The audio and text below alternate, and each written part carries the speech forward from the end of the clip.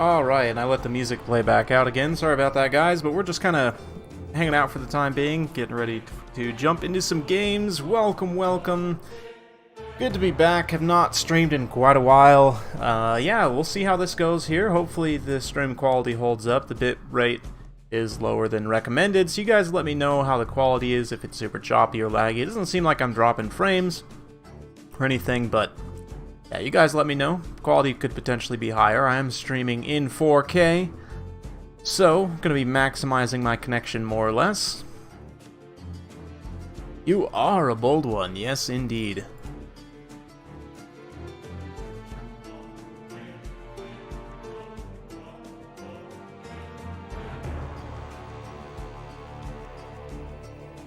And yeah, we're just here. Got the practice tournament going on. Also, obviously, for those of you guys who've been living under a rock and don't know, there's going to be a Warhammer World Championship later on, starting in February. Is when the matches will begin. Registration starts February 1st.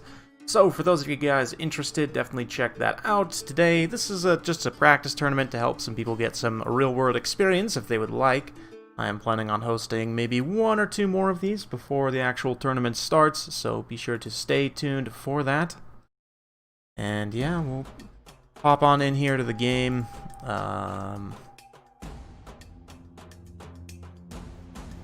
Get some Dance and Wurzag action going.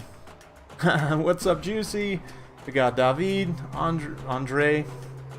I'm gonna guess that's how you pronounce that.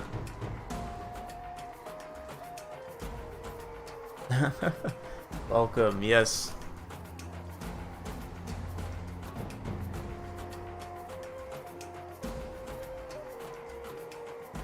Yes. So, right now we're just waiting on a couple people to get into the lobby and we'll be started here. We're in the quarterfinals. This is a best of 3. So, if we pull this up here, I guess I could probably show the bracket. Let me look here.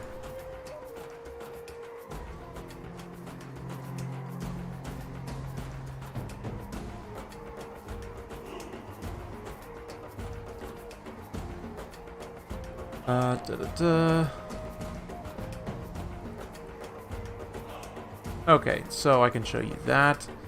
Go ahead and look over here. Here is the bracket for challenge. You can see that, yeah, we've got not too many players here this time. What was it, like 20 overall? But right now, Alric, Rawl, and Wei also going to be facing off in the quarterfinals. We've also got potentially Slade X, Ronan in the play. A couple of newer players, Deviant here, Kamal. Bear's also fighting Alfredino right now for the right to fight Ben the Barman. So a lot of fun stuff. A lot of fun stuff here. Yes. Yes.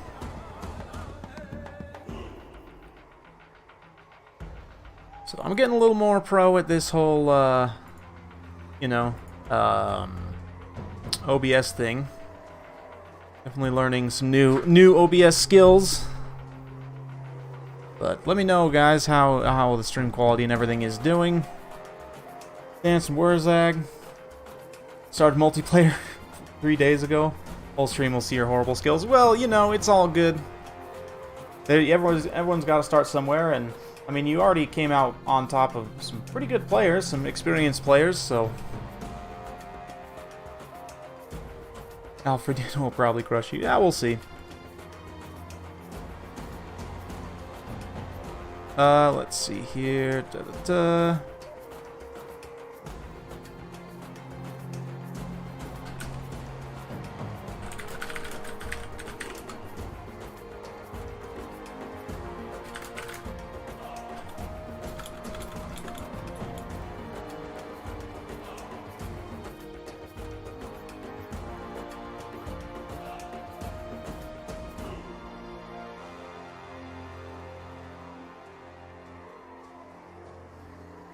Double stank is not allowed, sadly. Yes, it's true. It's true. Double stank is not allowed because stanks are just too powerful. They are indeed too powerful. Such is as it is in the tournament rules. Yeah. Now, I guess we could talk about, since we're waiting on some people for just a moment, we could talk about a few of the rules that we're going to be using for the Warhammer World Cup. We're using a new version of the banner rules, created primarily by Aerocrastic, Zephos, and others. Big credit to them, big shout out. Let's go ahead, and I can actually pull these up and we can have a look, because it's really interesting. Even if you don't plan on playing in tournaments and such, I definitely recommend, like, if you're just playing games, this is kind of good house rules to have with your friends, if you want, like, kind of fair and balanced games. Anyway, let's see here. Pop this back up. And yes, so the banner rules, such as they are, primarily by Aerocrastic here, a few others. Yeah, I do get credit for coming up with the title, which is literally all I contributed, but I'll take it. So basically there are restrictions on various unit types. Swordsman, for example, has infantry 400 cost, you can take up to 5, right? For certain unit variations, you're limited to, 8, like Starfire Shafts plus Hagbane Tips, for example. But the nice thing is, you don't really have to know all the rules 100%. Really, all you got to do is go to the faction's cheat sheet, like Dwarfs here, for example. You can go to their cheat sheet and see, okay, I can take a maximum of 8 Longbeards, right? Or, yeah, 5 individually, but then I could take 8 between the two of them, like 5 and 3, 4 and 4, so on. Yeah, there's max flyers, max 360 shooting units, so basically it's just kind of created in order to facilitate, as much as we can, balanced gameplay and, good viewing experience and everything like that. So there's some various kind of factors that go into the rules, but big shout out once again to Aerocrastic. None of this would be possible without him. And, whoops. Phone's going off there. Bear with me, guys. I'll just be 1 second.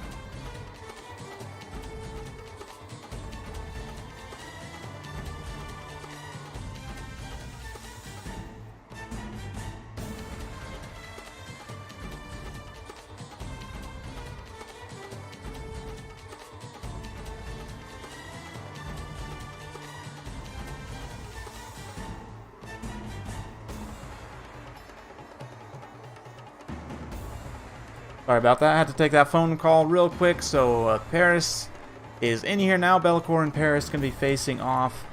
I believe they're both relatively new, so this should be a good one. And new Empire Halberdiers, love them. Absolutely love them.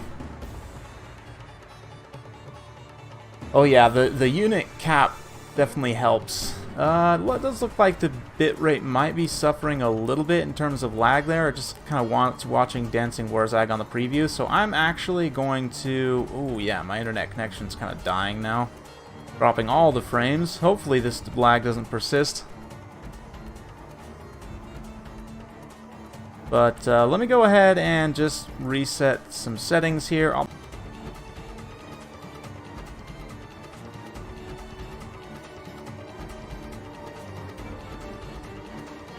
Okay, we're back now. Let's see if we're just continuing to drop all the frames. That's not good.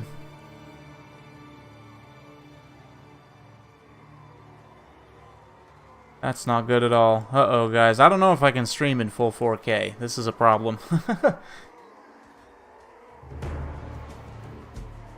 As these guys are getting their picks locked in, we're going to try and work out some of these technical issues. I like PowerPoint better anyway. How is this, by the way? Is this just dying horribly on stream? It is. It is dying horribly on stream, so... Okay, we're back at 1440p. Let's see if this does better. It already seems like it is doing better, so yeah, I guess... I was looking at the required bit rates. It requires something like 20,000 kilobytes per second, so I don't... Unfortunately, without a business line, like, without actually getting an office, which, I mean, granted, offices are cheaper now that they have been in a long time, but it looks like we're still dropping a handful of frames. Hopefully it's not too bad throughout the course of the stream. Oh, no, don't do that to me. My internet connection should be fine for this, but... Okay.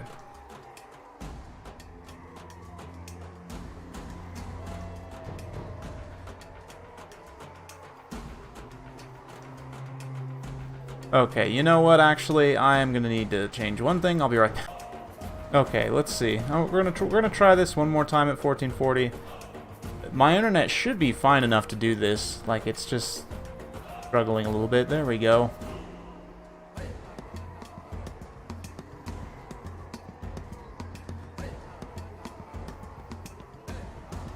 For real. For real, though.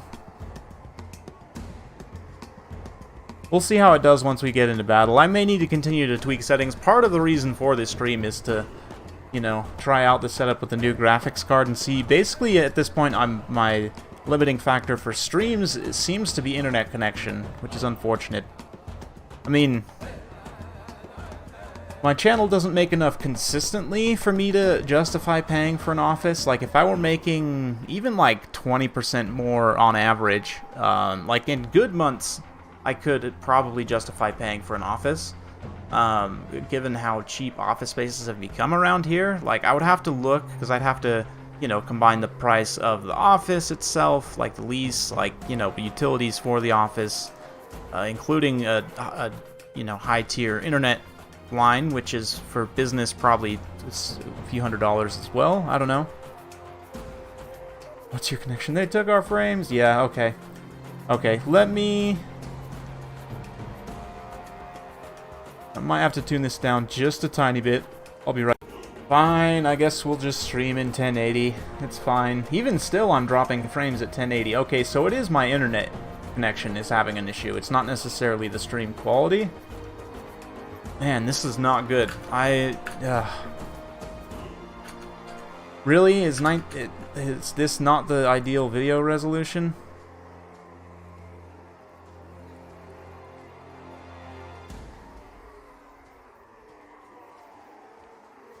Okay, I don't know what's going on here now.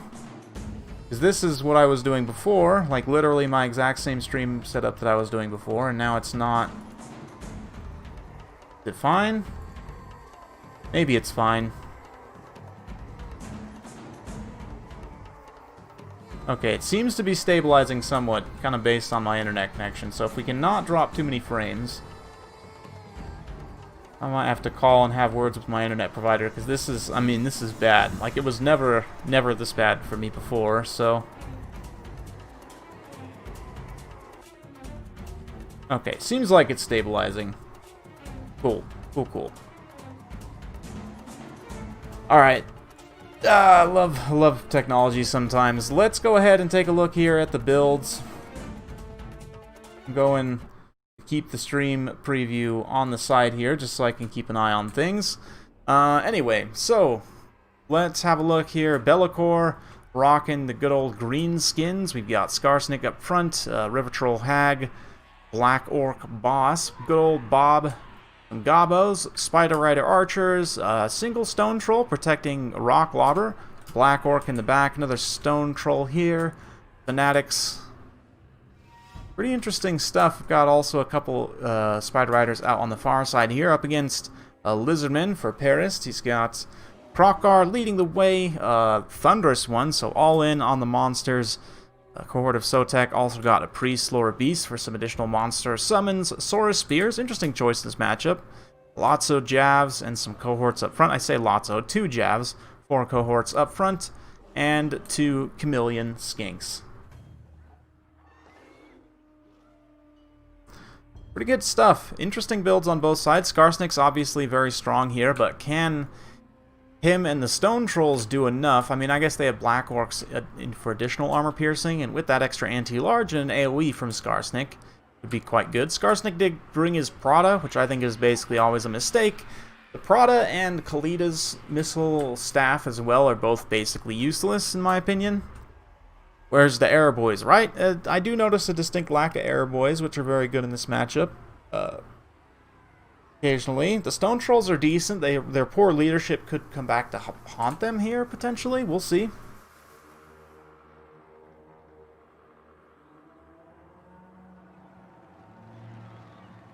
Yeah.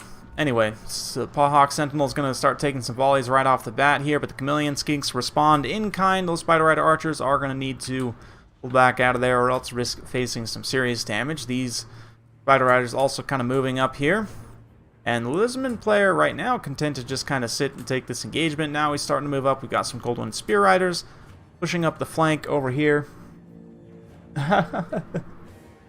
Oh yeah. Well, you know, solar engines do exist. That's not really all you need against Wood Elves is solar engines. Basically, it's how you win the matchup. But anyway. Oh yeah. Bob does have his immune to psychology AoE, which will be nice in some respects to help, obviously, the Stone Trolls not get terrified. But even still, just the low leadership means if they take too much damage here from the Thunderous one, it could be a bad time. Anti-large, yeah, see, that's what I'm thinking. The anti-large troll blob here can be very strong. Stone Trolls already have 120 weapon strength, which is pretty good for monstrous infantry. 81 armor piercing. So with that extra little bonus versus large, they should hit much harder. Wolf Rider Archers, Spider Rider Archers, not really feeling great. We do have a Manticore Summon being pulled up as well. You can see the Rock Lobbers actually focusing on the Cav, which is an interesting choice. It is actually the most expensive multi-model unit here, so in that sense I would agree. I'd also say going after the Chameleon Skink's probably a good idea, but here comes Bob, rushing into the front line. The Stone Trolls also rush in. Krokgar himself, massive anti-large AP. He should be able to dish out some pain to the Stone Trolls here. That big old stagger, too. In my opinion, the swiftness of Itzel and other similar kind of explosion type abilities just got so much more powerful. Trixie Traps being used here as well. Not really sure 100%. That, everything gets stock, but it doesn't actually need stock. Wah also's pop now, a little bit late to keep those Gobos in the fight, unfortunately, but Skarsnik is doing some pretty decent damage to Krokgar. He also gets the Fermented Fungi to drop his melee defense and put him in rage. Lizardmen do have Cold-Blooded, though. You can see that gets popped very nicely by Paris. Lizardmen are the only faction that can actually counter, like hard counter, Skarsnik's Enrage with that Cold-Blooded ability. They stop the rampage. You can see the Stone Trolls too, just from overlapping leadership debuffs, are going to get routed off here. Same thing with this unit. So even with the immune to psychology, I mean, they still have pretty poor leadership overall, and as a result they can just kind of get a little bit steamrolled. The Saurus Spears actually trading very well, so I was kind of saying, interesting to bring Saurus Spears in this matchup, but it does make sense now that I look at it to help take on. And nice support as well with the Cold One Spear Riders. Lots of anti-large AP in that pocket to help take out the Stone Troll blob. Black Orcs a little bit late to the party. They're now getting kind of crashed down on by multiple units. Thunderous one also getting a beautiful charge there. Manticores are up. That being said, Skarsnik's still fighting for the time being. The blob of characters is alive. That aspect of Dread Knight does cause terror, which means these units are also immune to psychology. Very important. I mean, they are all immune to psychology anyway from the Bob, I guess, but would be otherwise. They do terrify away some units there, which is nice also. And oh man, that Hand of the Gods just wrecked that Manticore for friendly fire. That was a little bit rough. Sends it into an Enrage into Bob there.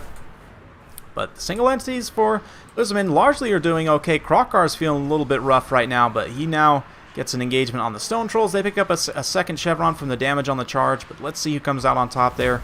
Looks like Krokgar's not actually doing many attack animations. He does use that swiftness of Itzel to kind of bowl through, as does the Stegodon, and now the Stone Trolls are terrified once again away from the pocket of Bob. Bob is being just dragged down by these Saurus Spears. It's very interesting. This one unit of Saurus Spear actually ended up being pretty critical to the overall battle in terms of helping to take down the Stone Trolls, and now also dragging down Bobby Boy. There are still another unit of Stone Trolls over here, though. Let's see if Krokgar can get a swift terror route. He charges in. That massive charge bonus will help him get some extra hits. He also takes a few hits there, too, down to 150 HP. He might get routed off here, but no! The Stone Trolls get terrified before he can... oh, no, he does get routed, actually, and gets friendly fired. Oh, man. The shameful display by the Thunderous one, just killing Krokgar there. That is going to keep the Greenskins somewhat in the fight, although you can see the Court of Sotek, great job chasing off Black Orcs and Stone Trolls. That's two high-value units that could have potentially come back and really contributed here. But the Troll Hag is barely hanging on in the fight right now. She is fighting Black Orc, Big Boss, also very low, but his leadership's doing a little bit better. Skarsnik is definitely the healthiest of the three. His amount of HP at this point would... yeah. Definitely be potentially a game-breaking here, but the two other characters do rout, and Skarsnik by himself won't be immune to psychology, so will he now just get inundated by various cheap units and taken out? We'll see. Right now, he's trying his best to try and pull through the Saurus, get to the Thunderous one, and he does! Gobbler landing a big old hit there. Skarsnik with his Prada slaps it right in the tooth. Question is, will it end up mattering, or will Skarsnik just lose out in the end here? It does look like a lot of the Greenskins forces starting to have leadership, which is a typical Greenskins problem. Skarsnik gets terrified there, and that should basically be army losses, I would think. Maybe not quite, but pretty close.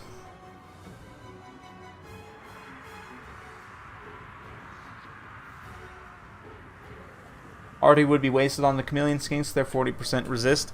You might think so, but the artillery actually does enough damage. If it hits a Chameleon Skink model, it'll just kill it outright. Like, it does so much in that way. So I would say, and especially because you don't really have great counterpoke, like in this specific build, like maybe the Spider Riders try and go after them in melee, but honestly, like, if you can just be consistently killing the models on the Chameleon Skinks with the catapult, I think that's pretty good value there. That's just me, but yeah, Chameleon Skinks. Missile resistance only helps so much when something does enough missile damage to just one-shot the unit model, right? Even after the resistance is factored in. Q.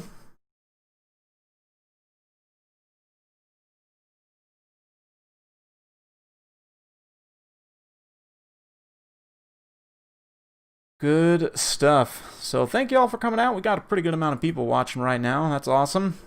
Much appreciated, guys. Good to be back in the streaming saddle, so to speak. Whoops. A little loud there. But I don't have my scoreboard and everything set up for today. I didn't have time 100% to prepare everything. You guys could see in the room around me, there's like a bunch of boxes I still need to unpack. And yeah, I need to buy some furniture and various things, but we're here. We are here.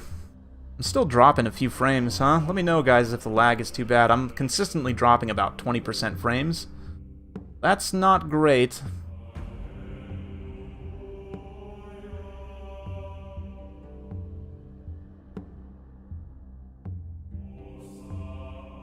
Definitely gonna have to have some words with my internet provider, but that's fine. We'll do that later.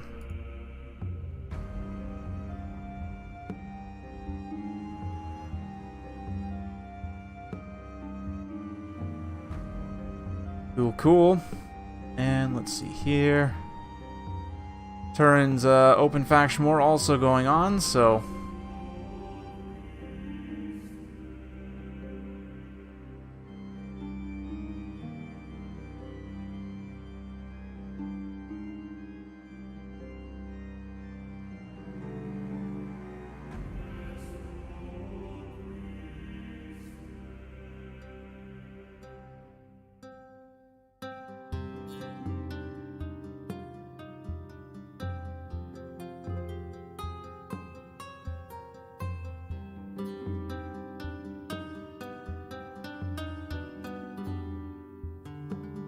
okay, sorry, just getting distracted by someone messaging me over here on the side.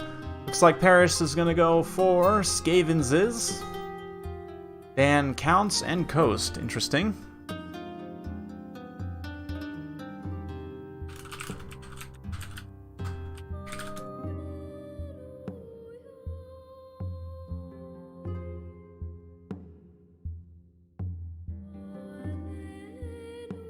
Alright.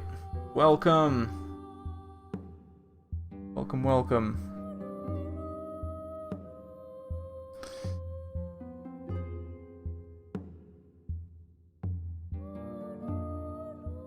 Yes, with that build, just relying on the stone trolls. I mean, I like them, don't get me wrong, but likewise, I almost wonder now if Grimgore is not going to be a better choice than Skarsnik. The AoE anti-large is still really nice, but Grimgore's immune to psychology, I feel like, could be potentially better, and likewise, I don't know. Granted, the fungi is strong, but like if there's ever a matchup to consider not taking it, it's Lizardmen, because they literally have a counter for at least the enrage portion of it. You still get the melee defense debuff, which is nice, but An interesting matchup for sure. And by the way, for those of you guys who were not aware, the World Championship has an open prize pool, right? So there's no prize pool for today's practice tournament, but for the big World Championship, there is a crowd-funded prize pool. So for those of you guys who feel like contributing to get some awesome action, yeah, it's open right there. Just posted the link. There's also the link to the website for the Warhammer World Championship down in the description below. Be sure to check that out.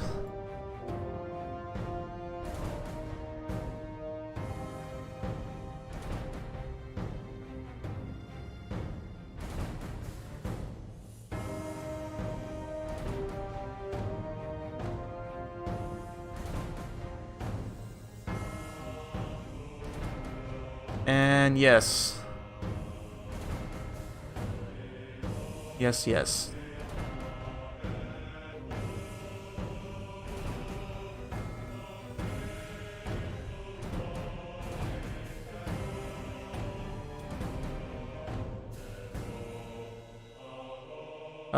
Sorry, just getting distracted by some things. A Troy DLC was also announced. I have access. When I get a chance, I will be maybe doing a campaign stream of it, although I'll be honest, my interest in Troy is pretty minimal. Like, there's a lot of interesting kind of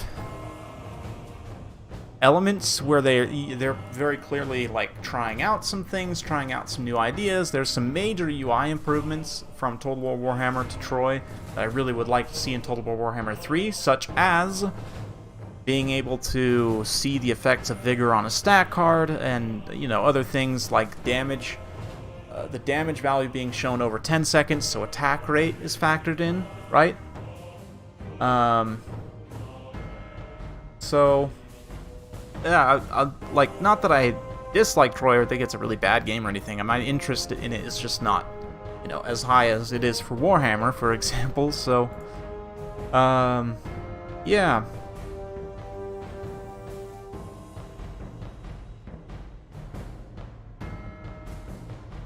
Oh yeah, also, Twin-Tailed Comet.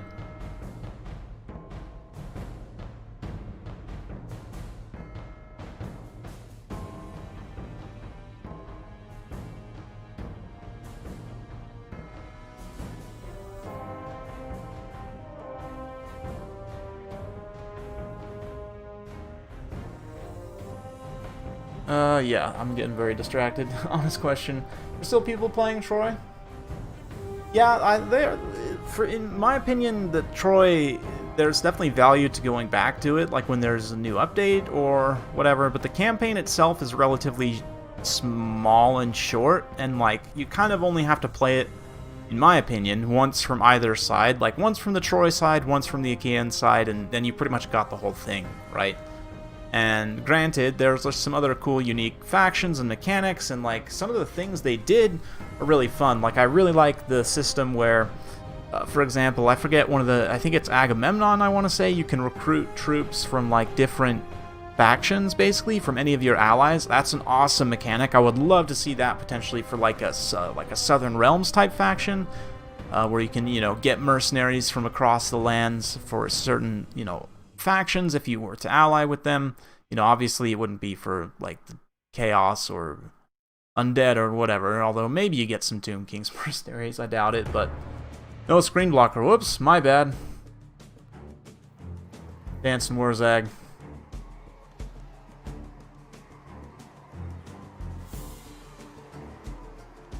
Honestly, yeah, I mean, waiting until it comes out on Steam is fine. The game already made its money for C8, right? Which is why they did the whole Epic deal, and I totally get that.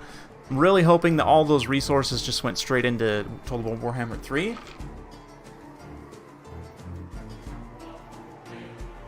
Kind of ideally, that would be the best case scenario for that sack of cash they got from Epic.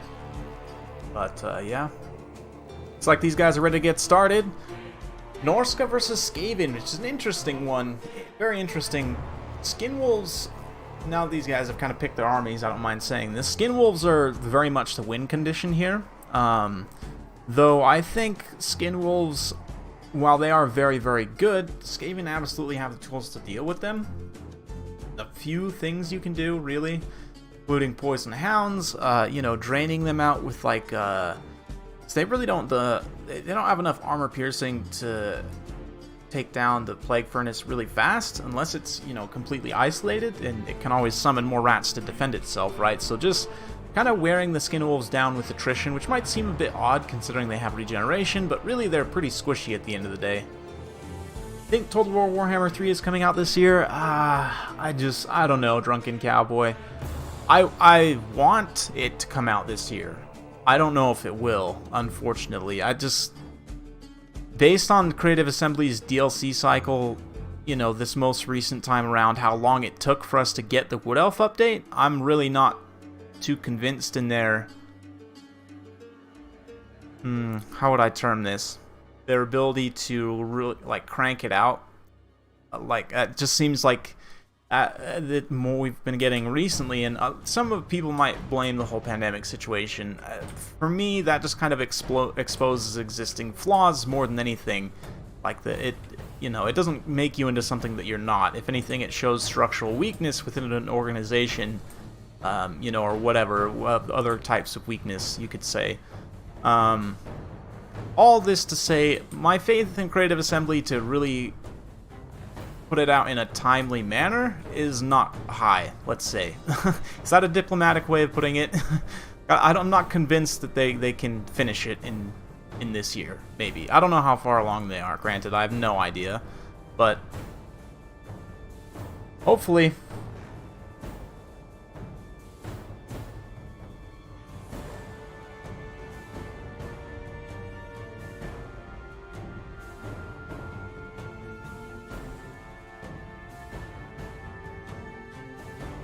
Yeah, and that's the thing, Shetland, is like, because of that, I don't know.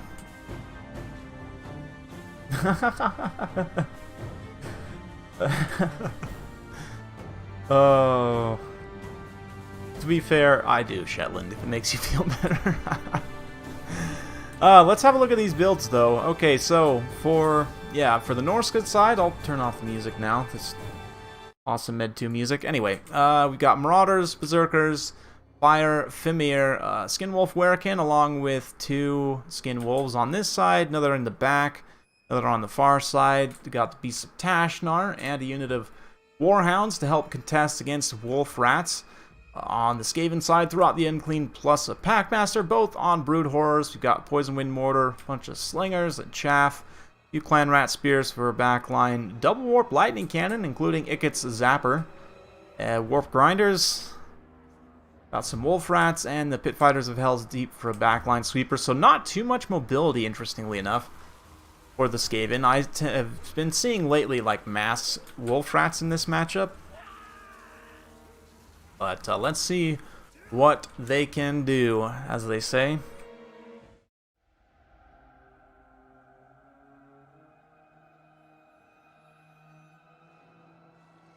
That's the thing, is like, I really hope it comes out this year, but I want it to be good more than anything when it comes out. Like, yeah. Let's just completely and totally forget about the whole Norska. I know Norska's here in this battle, so it kind of is appropriate. Let's just forget about the fact that Norska caused the entire Mortal Empire's update to be delayed by about a year, and they had to fix many, many broken things. I'm assuming and hoping they learned their lesson from that, and that the release of Game 3 will be somewhat more smooth, but something tells me that it's going to be interesting. I mean, there's just so much in there that I can't even imagine what the code looks like. Like a friggin' leaning tower of spaghetti. Anyway, yeah, it's an interesting Skaven build. A little bit of shooting, a little bit of scuttle, a little bit of scurry, a little bit of chaff. 1 tasteful mortar and 1 tasteful plague priest. Not even on a furnace. So I do think the plague furnace is pretty essential though in this matchup to take down Windwolves. Let's see, the Fire Fimir bravely running up, taking cover in the trees here from the Warp Lightning Cannons.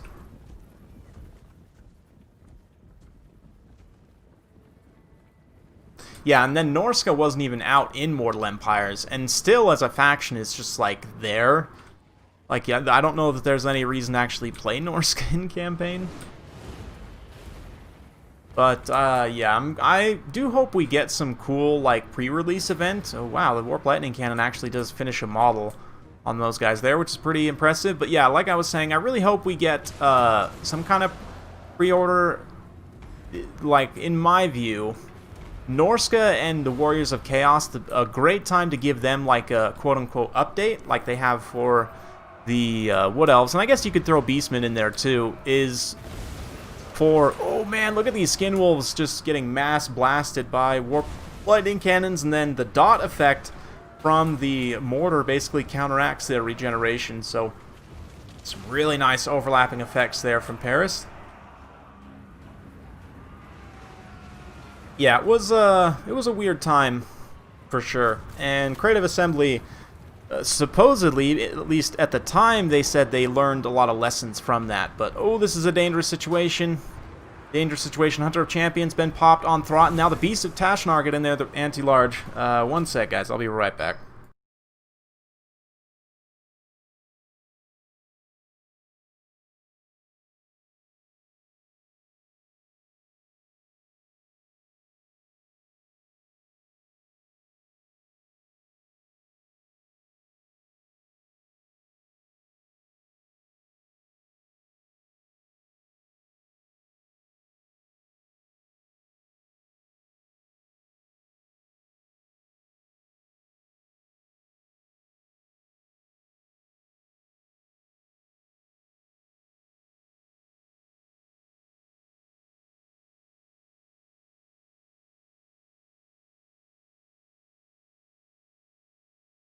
Okay, apologies about that, guys. Had to run real quick. My remodel on my condo is not actually quite finished yet. There's a few details that need to be finished up, so the guy is here doing that now. So hopefully you won't hear any background noise from that. My mic's pretty good at picking up only directional sound, but anyway, let me just readjust it, and that will definitely pick up some sound. As we look back to the battlefield here, it looks like the Skin Wolves are somewhat tattered at this point. This big kind of pitched flank engagement here where Throt and everything else was. Looks like Throt maybe died here. Did I miss Throt dying? It looks like he probably went down. The Packmaster's still sustaining, though, and the Pit Fighters of Hell's Deep. Oh, man, if the Packmaster routes, though, that's going to be a big, big problem. I don't know. Norska, I think, has what it takes to get through, but this unit of Berserkers, one of these two units of Berserkers needs to shut down that mortar like yesterday morning, because they're... Yeah, the mortars are doing a ridiculous amount of damage here. It looks like the Berserkers then enrage, unfortunately, into Clan Rats. Yeah, whatever you can do to try and take out these Poison Wind mortars, put a very nice kind of summon in response to help protect there. Like, again, these Berserkers, anything you can do to try and take out those mortars as soon as humanly possible, or inhumanly possible. Another Warp Lightning Cannon shot landing downtown, and it looks like the... Oh man, thankfully the mortars do friendly fire at the very least, so they'll hit some of those Clan Rats and such, but lines are buckling here. Berserkers are coming back into the fight, Marauders also coming back into the fight. So, man, it's interesting. This is, yeah, if the Skin Wolves can kind of spread out a little bit, start to go after some various targets, the Packmaster here is relatively healthy. He's got a lot of regeneration effects kind of overlapping, so finally, oh man, these Marauders might actually rout before they get home, and it looks like the Berserkers, oh, they hit there in rage, so they're going to keep chasing, but they'll also get caught up by this horde of rats. At least a few of their unit models will, so oh man, will they get it? Oh, come on, boys, you can do it. Oh yeah, they do catch them slightly there, and it looks like the rage works out in the Norskins' favor. They absolutely just wrecked the two Clan Rats that tried to fight them too, or at least the Clan Rats ran off. Fight the Berserkers, but over here you can see those two Skin Wolves get caught out and terrified. Pit Fighters of Hell's Deep. They do a lot of damage to the Packmaster, but the Packmaster able to use that shock collar on himself to actually stay in the fight. Very critical leadership effect there. But things are starting to turn a little bit in Norska's favor as the Packmaster now gets routed. Might have got hit by some friendly fire there from that artillery. But if the Warp Lightning Cannons can stay alive, that will make a big difference. The Skaven leadership, though, is a problem. And I mean that in both ways, in the fact their leadership units are mostly dead, and also Yeah, I mean, their leadership on their units is terrible. Both of those things now combining to mean that Wulfric on his chariot basically probably just kills everything else. Let's see. And it looks like Skaven are going to throw in the towel there, so... Victory for Norska, and it looks like we got a full series on our hands, folks. Bellicor able to take that one back with Norska, and 123 kills, some great damage value on Wulfric there. Forgot to do this on the last battle, so I apologize for those of you guys watching after the fact, but Berserkers, one of them doing quite well. The Skinwolves, though, like I said, they're the win condition here. Even only one of them paying for themselves, but still doing enough. Beasts of Tashnar also very, very nice in this matchup for Paris.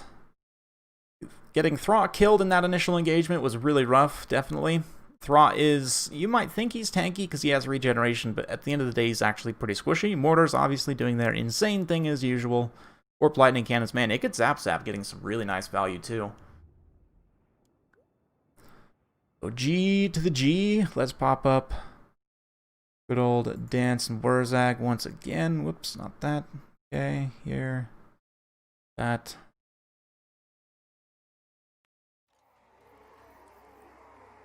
Excellent.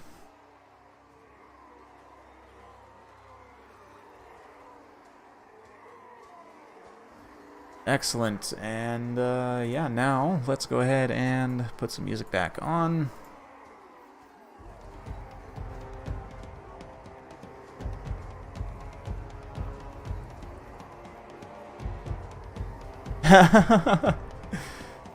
Seems your opponents have called it a draw. Oh, okay, okay. In that case, Slade, if you wouldn't mind just saving the replays from yours, we'll just blast through them real quick.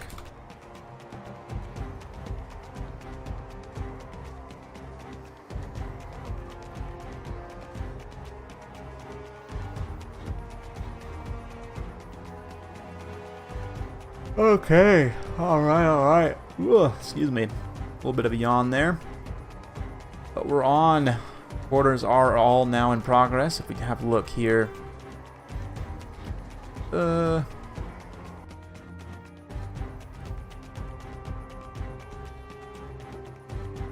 Yes, you can see in the quarterfinals, we've got Bellicor versus Paris. Watching that right now. Kamal versus Slade.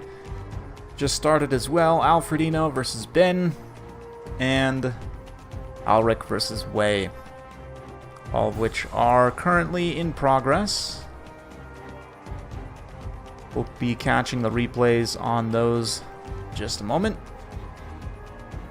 For now, let's see. These guys might have a question for me.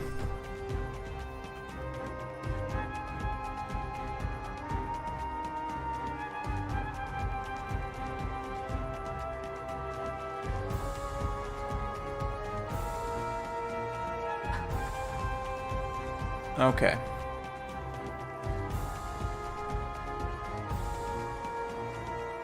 Alright. Let's see here. Just looking at some other stuff. People are sending me more messages, which is amazing when I'm on stream. Love it.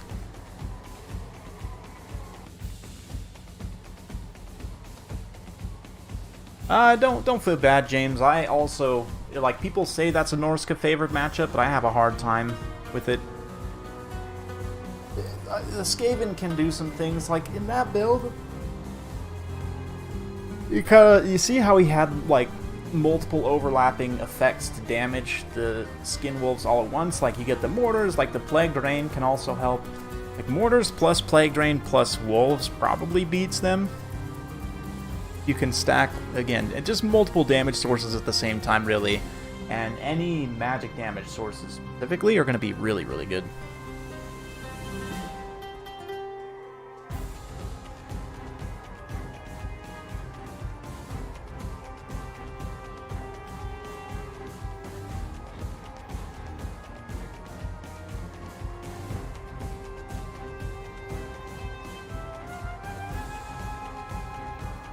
I think so, Phoenix King. I think so. I love this. To be honest, Rome 1 is up there for me. Warhammer also. Like, I wish there were more faction themes, right? It's a little bit sad that a lot of the old world factions all got the same, like, order theme, right? Like, Chaos has their own theme, like Chaos Beastmen Norska, which is fine. Like, you know, Vampire Counts have their own theme. But it would be nice if, like, Empire, Dwarfs, Bretonnia all had their own, like, variations on that same theme. Like, Wood Elves 2 also just use the order theme. Small gripe, but... Snowy French Sunday. It's a map suggestion. Oh, there we go. Vampire Coast. Uh-oh. Coast versus Bretonnia is an interesting one. It's definitely one that Bretonnia can win. Green Knight, very good here, because Coast actually doesn't have a ton of magic damage. Oh man, Tomb King's voice acting. Yeah, the voice acting for the Tomb King's, like, music and the voice acting is incredible. Greenskins too, man. Whoever they got to do the goblins, like the Goblin Lord, like Skarsnik, like the Goblin Shaman, those guys deserve Grammys for their work, like, seriously.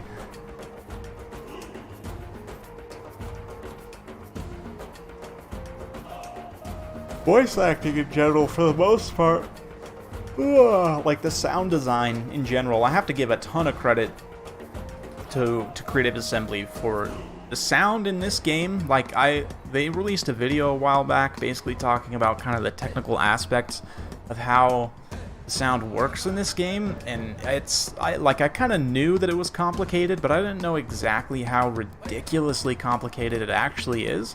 For when you're in battle, like, depending on your zoom level, like what units there are, like, you know, certain spells have very loud sound effects, or like Pit of Shades, where it cuts all the sound in the game for like a split second. It's so cool, man. So cool. The sound and, like, the voice acting, like, you hear the little incidental things that the troops are saying during battle, you know, some of them are super funny. Like, of course, the Skaven's shameful display. Very classic. Or the Necromancer's evil cackle. Yeah, it's awesome. Awesome stuff. Hey, Romaine with the 2. Big thanks. I will pass that along into the prize pool. For those of you guys who don't know, the tips and donations for today actually go into the prize pool for the Warhammer World Championship. So I believe if you look down in the description below, there are some links there. You can find a link to the overall website, and you can find a link to the the donation link as well. I was blanking there for a minute. There it is. A little late on the stream, Labs, but awesome. Big thanks. Total War Warhammer is some of the best cackles. For real, gens. I'm with you there. Like, the best cackles in any media, like, not even just games, but like movies, like media, like, it's on par with the evil cackles of, like, the Emperor from Star Wars, or, you know, like, or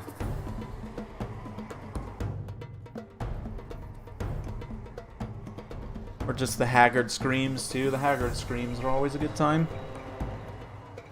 128 people watching right now. Big thanks, guys. Much appreciated. Y'all are the best.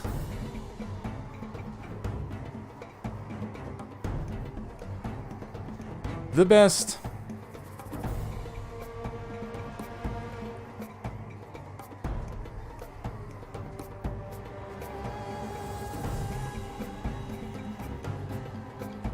Yes, yes. Man, I'm getting hungry. Gonna have to eat some more. Just a minute. Oh, Kemlers are legendary. Oh yeah, Wurzak has the best dance moves. The chanting too, like sometimes in the pre-battle deployment, like your goblins are just chanting like, "We's gonna get ya, we's gonna get ya." Or the Tomb Kings too. Like when a Tomb King caster casts spells, they actually like yell out this incantation, like this big long incantation. It's so cool. So cool. That's one of the things, again, huge credit to Creative Assembly in kind of bringing the tabletop to life. The sound is obviously a huge part of that, and I think they knocked that out of the park pretty consistently.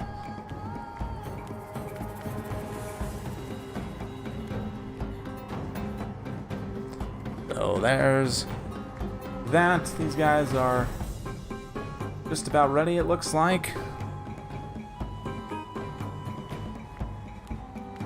Hey, thanks, Tempest. Much appreciated.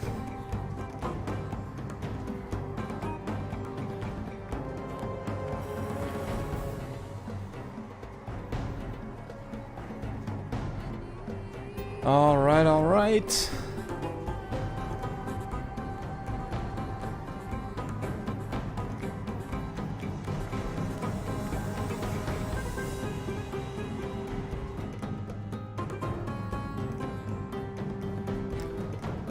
All right. Sorry, I just get distracted again. So far, the rest of the quarterfinal rounds are still ongoing. No one has prevailed yet.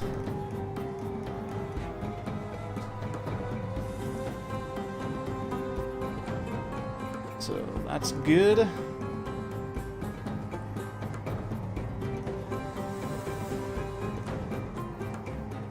Gorse is really high tier. Oh yeah. Oh man. Gorst is just amazing. Just amazing. Super special in every way. Yep. Just looking at some stuff over here on the side. You know, I have to say, Empire moves the needle. That's one of the reasons why I main them. Not only because I love them thematically, but Empire moves the needle. People watch Empire consistently, like more than anything else on my channel. Is that because I'm an Empire main, or is that because Empire is very popular? Probably a combination of those two things, if I'm being honest, but... Okay, here we go.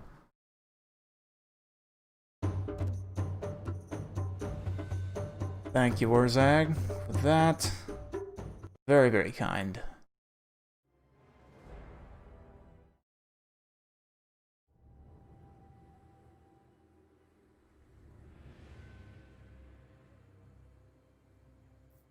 Ah, yes. The legendary rock of Gorgazan. Many have fallen here.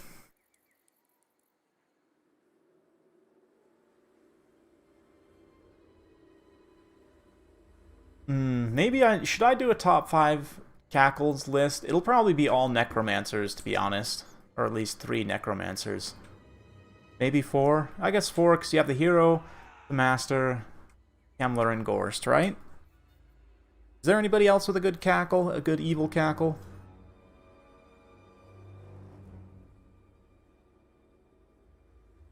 Let me know. Anyway, taking a look at Bretonia here, we've got Battle Pilgrims and some mobs, along with Men-at-Arms and Shields. Not too bad. Bunch of Yeomen. People always hate as why I pronounce it, how I pronounce that, rather, so I'm going to continue to do it. We've got some Knights Errant. Well, them.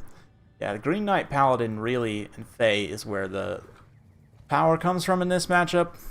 Let's see, did the Vampire Coast actually bring any magic damage? They did, in the form of Sirens. Not only that, but also Shade Wraith Gunners. Very vulnerable unit, but also very strong unit. We've got Nocti Boy on a Necrofex. Don't see this every day. Pretty good stuff. A couple of Carronades here. And handgun mobs. A couple of polearms. 3 polearms to be exact. Let's see how it does. Luther Harkon? Ah, true. Marathi, okay. Okay, alright. Right, Skaven. Okay. I'm sure a Skaven Lord has an evil cackle. Maybe I will do a top 5 evil cackles then in Warhammer. Would that be a fun one? That'd be a fun one, I think. Just like listen to the cackle, like say some like wrong lore stuff about them, and then move on. I think that'd be fun. Yeah, the pirates, it depends on how they're able to manage the shade wraiths. If these shade wraiths get, you know, eaten up by anything, basically, which they can. Was there the ROR Battle Pilgrims? I did not see. That might be a mistake. The ROR Battle Pilgrims are really good in this matchup for taking out Sirens. And also, if they can find the Shade Wraith Gunners, they will beat them down also, but... I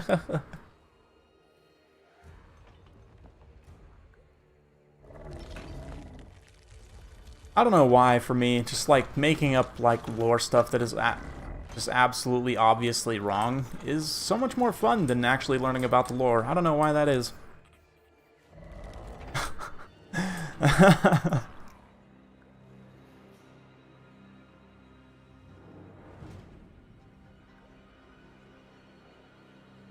Watch, now that I've said that publicly, someone will probably make it into a video. I won't say who. There's a specific person I'm thinking of, but I like to be polite. Anyway. Yeah, the Shade Wraith Gunner's moving up. You can see how there's a little bit of an obstructed line of sight. The Yeoman taking great advantage of this kind of reverse slope of the hill, and then immediately realizing that Noctilus can actually fire up and over. So he's going to land some hits there, immediately push the four Yeoman back and away. They're going to continue to do some skirmishing there, but they're taking a lot of damage for their value. Now the Peasant Army's slowly moving up. They definitely probably want to hustle, I would say. Try and minimize the time they're going to be taking damage from Nocti Boy. Maybe the Yeomen are just distractions. That's also possible, but this is why I don't like the Shade Wraith Gunners. You see, they have such little HP that even with that physical resistance, they're still taking like pretty consistent damage from the Yeomans here. Oh man, Knights Errant also getting impacted there.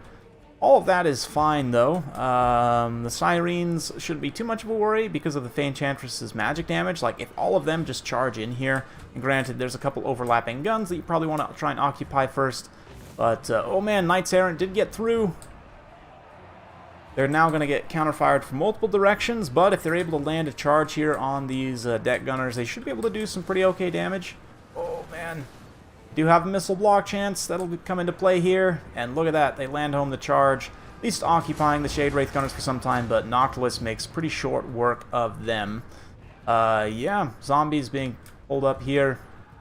Kind of block people in. Sirens also then move in to try and do their magic damage. Honestly, though, Sirens, like, in terms of stats, 5150 versus 1832.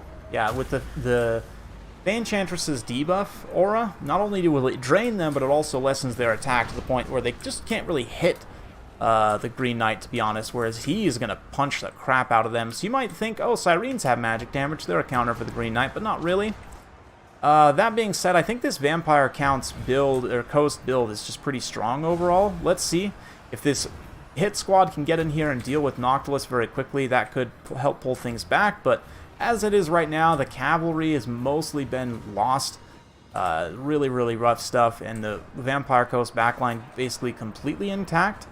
So Green Knight's definitely making his presence felt. Green Knight and Paladin are going hard for the Lord's Knight. Swing and a miss there with that Comet. I honestly probably would have dropped the Comet on the tanks, or on the cannons rather there. I wish they were tanks. The Fey Enchantress a little bit caught up though. Finishes off those Sirens.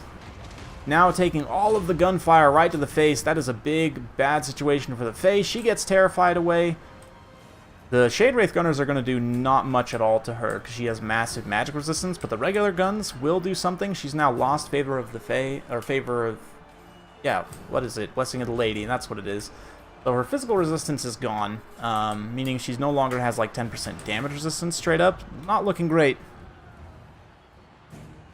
Go ahead and start, Slade. Just save me the replays if you don't mind.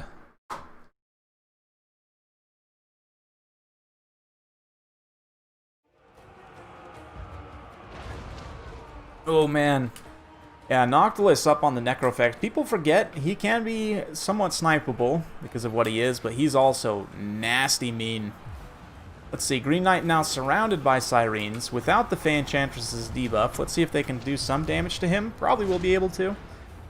23 attack base. There's still going to be like minimum hit chance, basically. But yeah, not looking great for Bretonnia's kind of army losses starting to be a factor here. I think the Bretonnian player just got a little bit too aggressive with his cavalry. Be'lakor just needed to hang back with the cav, try and play them a little bit more conservative as the infantry advance, and kind of bring the whole house in at the same time. He didn't really win that 3v1 engagement, though. He just ran away and then the guns won. Like, he was actually losing pretty horribly.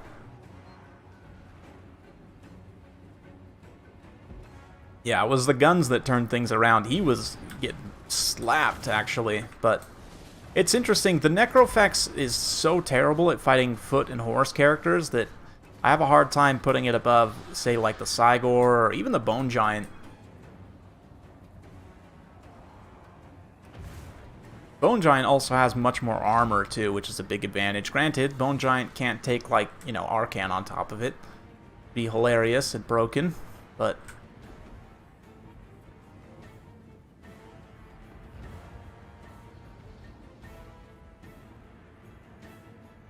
oh, yeah. Shade Wraith Gunners are so bad, though. Like, he took them here to counter the Green Knight, and look at this. Green Knight is the last unit alive. I mean, I guess the leadership debuff does help against low-tier Bretonnian units, right?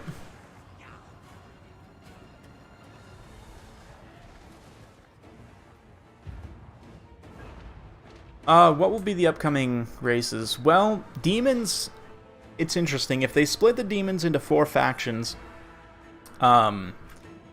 then what you'll see is, like, Khorne will be pure rush, no magic, besides maybe summoning. And no ranged units, probably. Nurgle will be slow, kind of grindy, regenerating.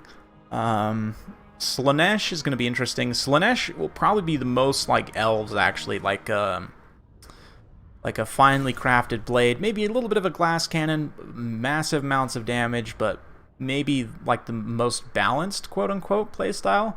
And then Tzeentch will be focused on like magic and missiles more so than any other demons faction.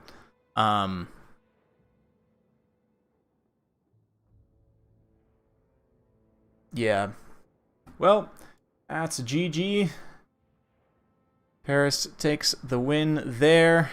And a nice 3-1 series. Very well played to both. Let's go ahead and just take a look here.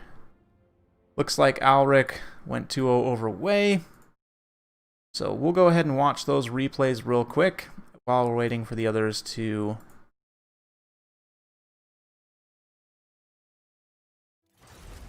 finish up with theirs. We might jump in live for one of the last of the quarters, but anyway.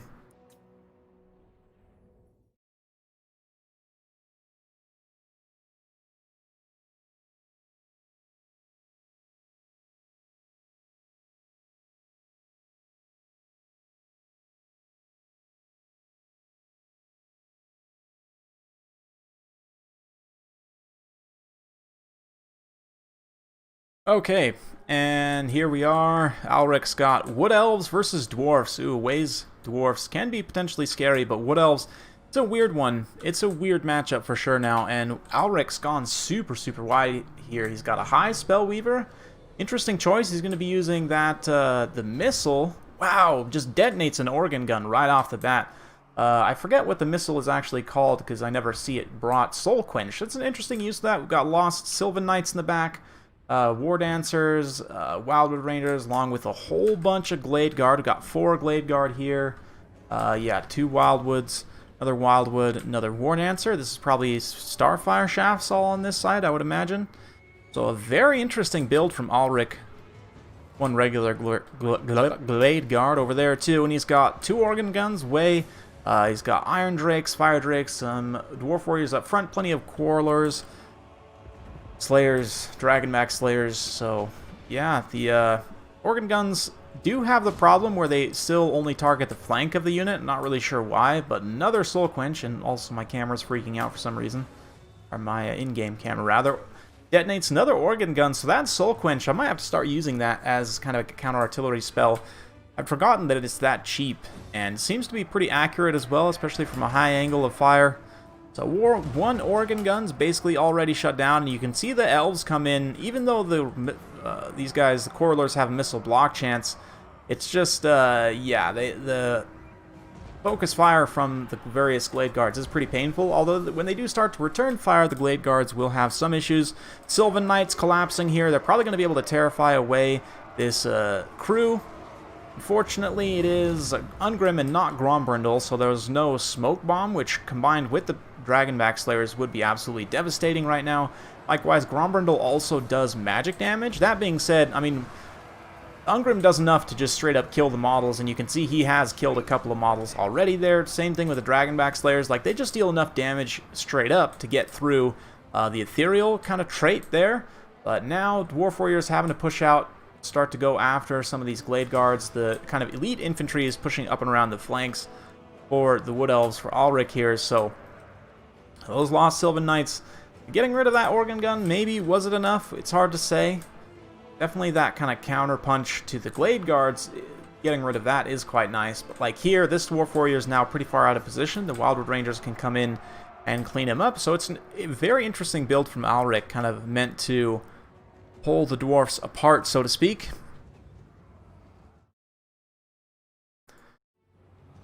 And, yeah. Glade Guards pulling back, fighting in a continuous retreat, but this is, you know, does count as attacking still. He's got units moving to engage over here, got units moving to a nice little flank position over here. One interesting thing is, yeah, Wei's now going to do so. This organ gun crew can actually go remount this organ gun. Like, it doesn't have to be the same piece as what they were occupying before. A lot of people don't realize that, but Quarterfinals pushing up here. They're going to be able to counterfire into the Starfire shafts. Nice focus, 3-on-1 engagement there. Not going to be great for the Starfires. They're going to have to reposition, get out of dodge. Likewise, War Dancers come in, and you see how Alric pulls them back when the Dwarf Warriors pull back, rather than kind of being pulled into the Dwarves' kill zone, so to speak. But the Wildwood Rangers are coming forward at this point, because the Dwarfs are kind of a little bit apart, right? Sylvan Knights also shattering that other organ gun, so Alric playing this very patiently. And, yeah, Starfire's just continuing to dump into the Quarterfinals. This is one reason why Bugman's Rangers, although they are more expensive and don't have the same armor of Quarterfinals, the regeneration can come in handy sometimes in a range trade, but, I don't know, Quarterfinals might just be more cost-effective because of the armor against the non-armor piercing, right, like the regular Glade Guards. So, excuse me. A little bit of a stretch and a yawn there. Some Fire Drakes. Oh, man, some nice roasting into the side of that unit of Wildwood Rangers. Very expensive unit to be getting roasted out like this. And the Iron Drakes can very quickly pay for themselves. Unfortunately, now, though, they're starting to face some counterfire from the big line of Glade Guards. But yeah, Ungrim maybe can come in here and start mixing it up as well. War's Dragonfire Pass are moving up. These Wildwood Rangers are just asking for a nice little volley into that little chunk right there. So some of the Wildwood Rangers starting to be dealt with. Things are starting to turn against the Dowie, though, in terms of balance of power. Just losing out those two organ guns was insane value, and this is going to be potentially a really nice engagement for Alric, getting in these War Dancers into Dragonback Slayers. That is a pretty ideal situation. These War Dancers have gone all the way around the entire battlefield, running laps to try and get the position to take out those Slayers. And you can see Alric being very careful with them. This is probably some of the best War Dancer micro I've seen, just not committing to an engagement where it's bad. Being very aware of these Fire Drakes that are still kind of hanging around over here. Yeah, Sylvan Knights come over, start to collapse. The Longbeards that are out here, oh, some Longbeards included as well. Pretty good choice. A little bit of friendly fire there. Now the War Dancers feeling the roast. Fire Drakes helping to push them away. Wei definitely doing his best. I do think Ungrim, I mean, he has no abilities, basically, which makes him very cheap, and there is certainly a benefit to that, but a Grombrindle, or Gromwindle, as I was taking to calling him, because he is, oh, yeah, he is your win condition in a lot of situations, a lot of matchups. So at this point, Way's doing his best to stick to his guns, but his units are more and more getting kind of tattered and picked apart piecemeal. We'll fast forward a little bit through this late game as the Wood Elves try and expend the rest of their ammunition. Fire Drakes come forward and actually get some decent volleys. Fire Drakes probably ended up paying for themselves, hard to say. Let's see. Only 16 kills. Wow, I'm surprised it was not more. 1,000 damage value. So yeah, they did pay for themselves. They're not too expensive units. Ranged units, it's relatively easy for them to pay for themselves if they get a decent amount of their ammunition off. But anyway, yeah, the Wood Elves are going to come in and just kind of clean up whatever last units there are hanging around. And that will be the end of that. So just quickly taking a look at things. Yeah, I really like using the High Spellweaver with that spell there to go counter artillery, because that's one of Wood Elves' issues potentially in this matchup and in some others, is facing off against a lot of artillery. So I like that Soul Quench there. Sylvan Knights didn't pay for themselves, but tanked out a lot of damage. I mean, mostly it came down to the Glade Guards just being able to win in a ranged fight. Way just had less numbers, right? So there's 8 Glade Guards here versus 5 Quarrelers, and Quarrelers I don't know necessarily. I think they'll beat Glade Guards because of the missile block chance, but there's the range to factor in as well. Likewise, losing out those 2 Organ Guns pretty painful. Slayers did a decent job, as did the kind of frontline units to a degree, but Iron Drakes, man, fun stuff. Ungrim also just kind of being there, not really generating a lot of value, which is the way of Footlords oftentimes.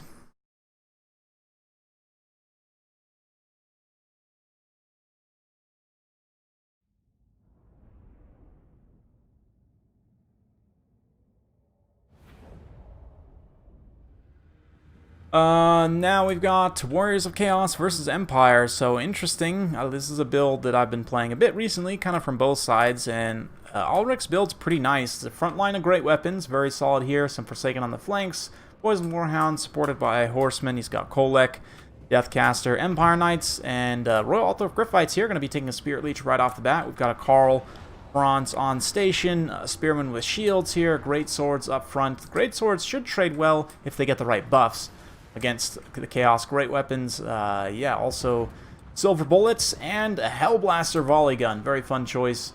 Currently chewing away at some of those great weapons in the front line. Empire Knights also going to hit a front line charge here. See if they can get a quick hit and run on those Warriors of Great Weapons. Warriors of Great Weapons will trade decently against the Empire Knights. They really don't want to stay in there too long at all. But flank attack incoming. Silver Bullets get a really nice volley there on those Marauder Horsemen, but the Hounds are pressuring. They've got Pistoliers firing at them from various directions, which is really nice. Those Hounds are having a bit of a tough time. But, oh man, this is potentially bad. The Weird Spawn are coming and connecting directly on the Great Swords. I guess it was just 2 Great Swords, right? Yeah. And without buffs, Great Swords, it's maybe about an even trade, I want to say, with Warriors with Great Weapons.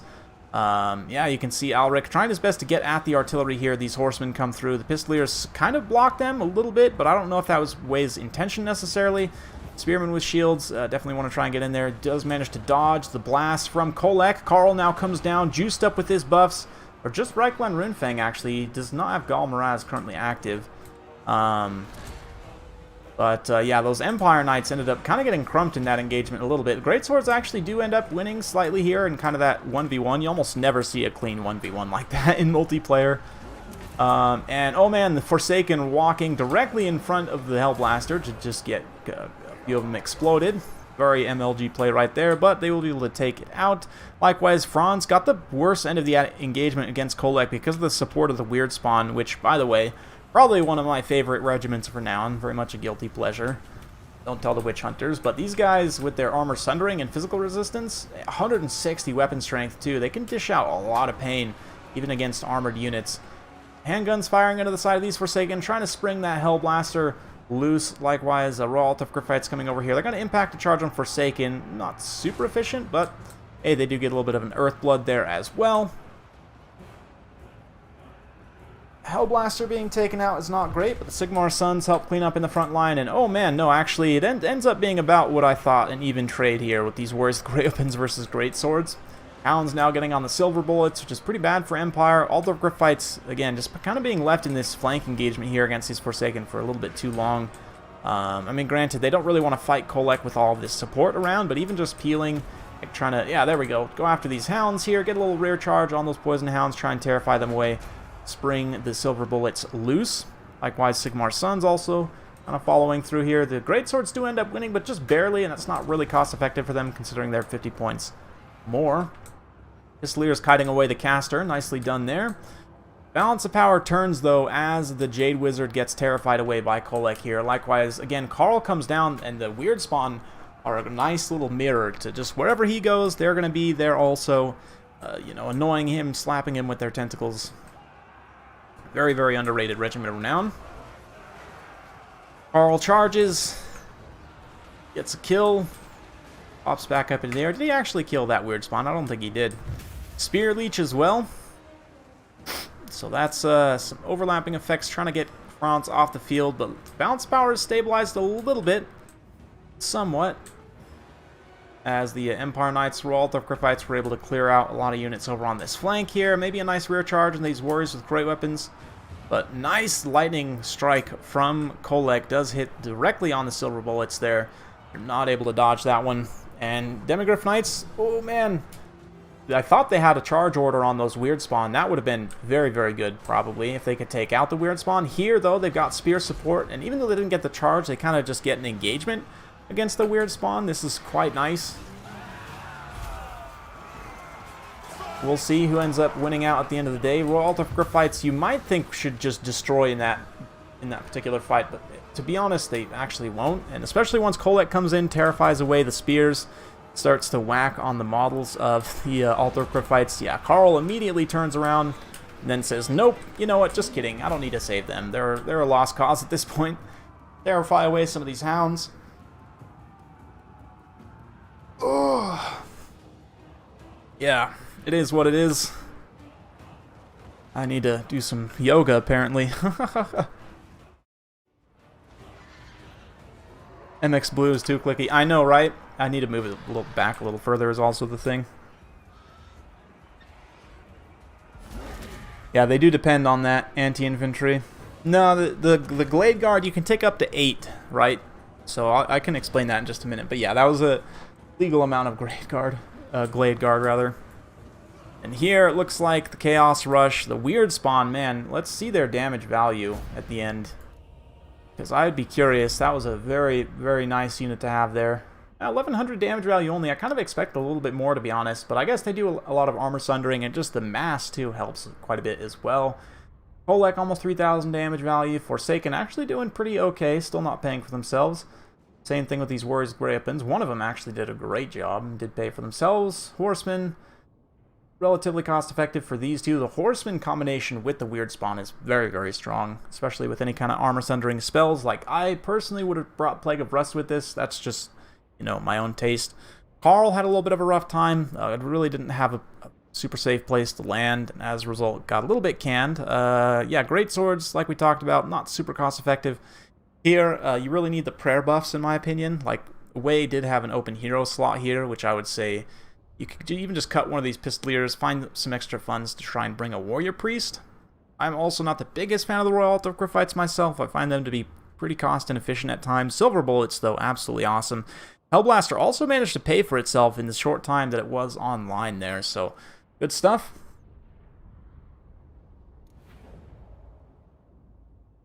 Yes, exactly. Exactly. Looks like I've got another batch of replays here.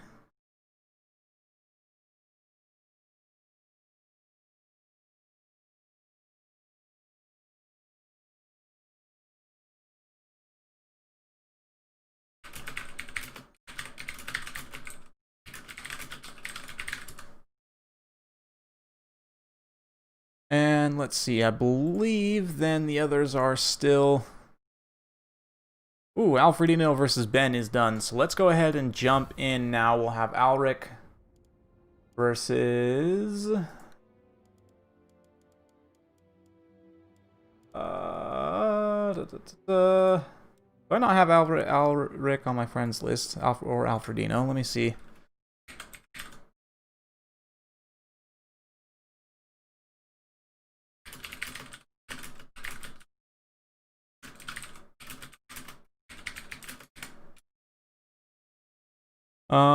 Give me just a second, guys. I'm gonna put mic on mute, and I'll be right back.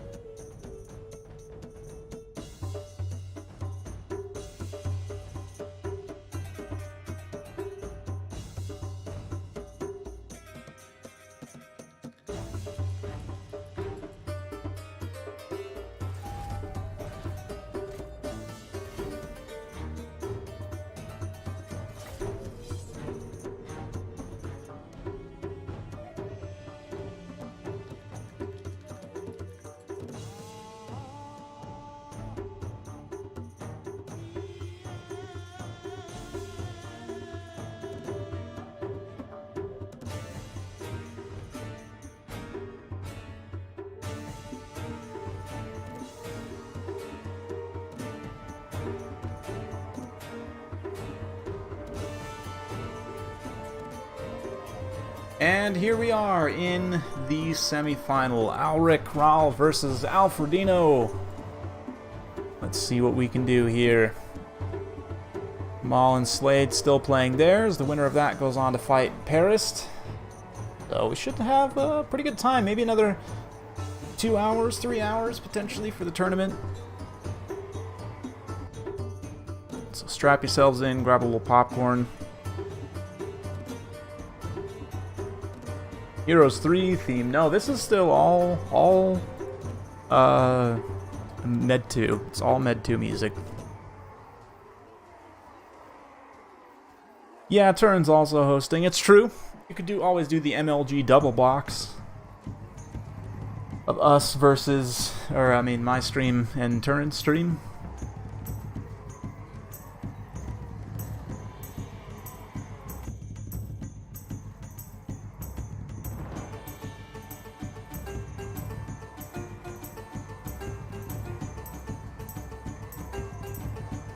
If I would exclude Boy Empire, who would I like more, Order or Chaos? Well, oh, that's tough.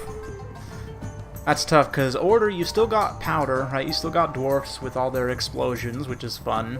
And you've also got, you know, Bretonia, so I still get my heavy cav fix. So yeah, even without Empire, I would still have to go with Order. Because heavy cav and gunpowder, I mean, granted, maybe once Chaos Dwarfs are out, might have to reconsider that, but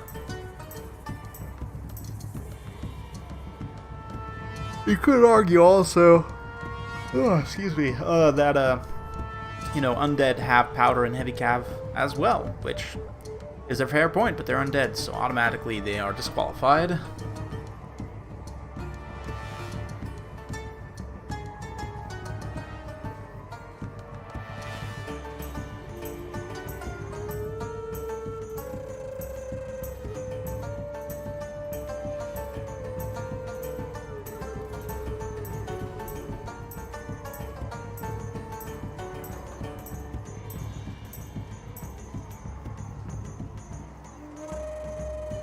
Okay, excuse me. I'm getting a little tired. But we will persist.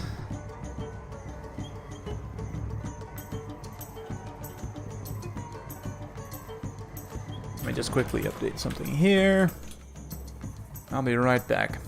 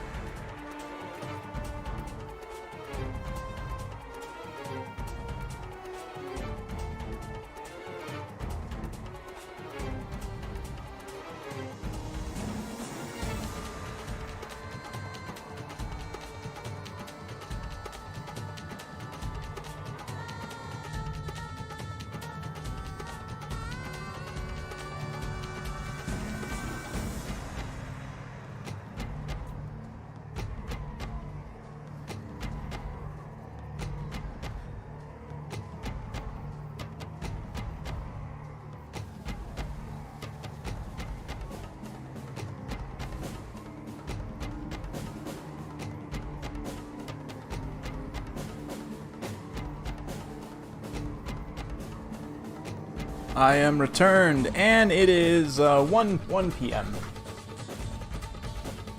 It's 1 p.m. for me. Yeah, 1:15. I'm in U.S. Mountain Time. I'm out west, not all the way west, but 3/4 west. It's a way to think about it. Mm-hmm.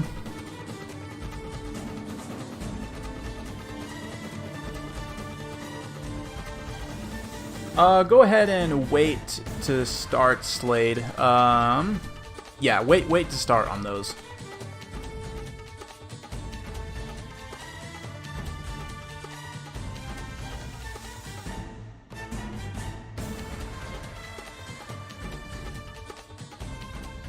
Alright. Absolute banger. We'll go ahead and fade that one out. Let's have a look here. Welcome back to the battlefield. This time we're on Eshin. An interesting map. It's got this tower feature right here.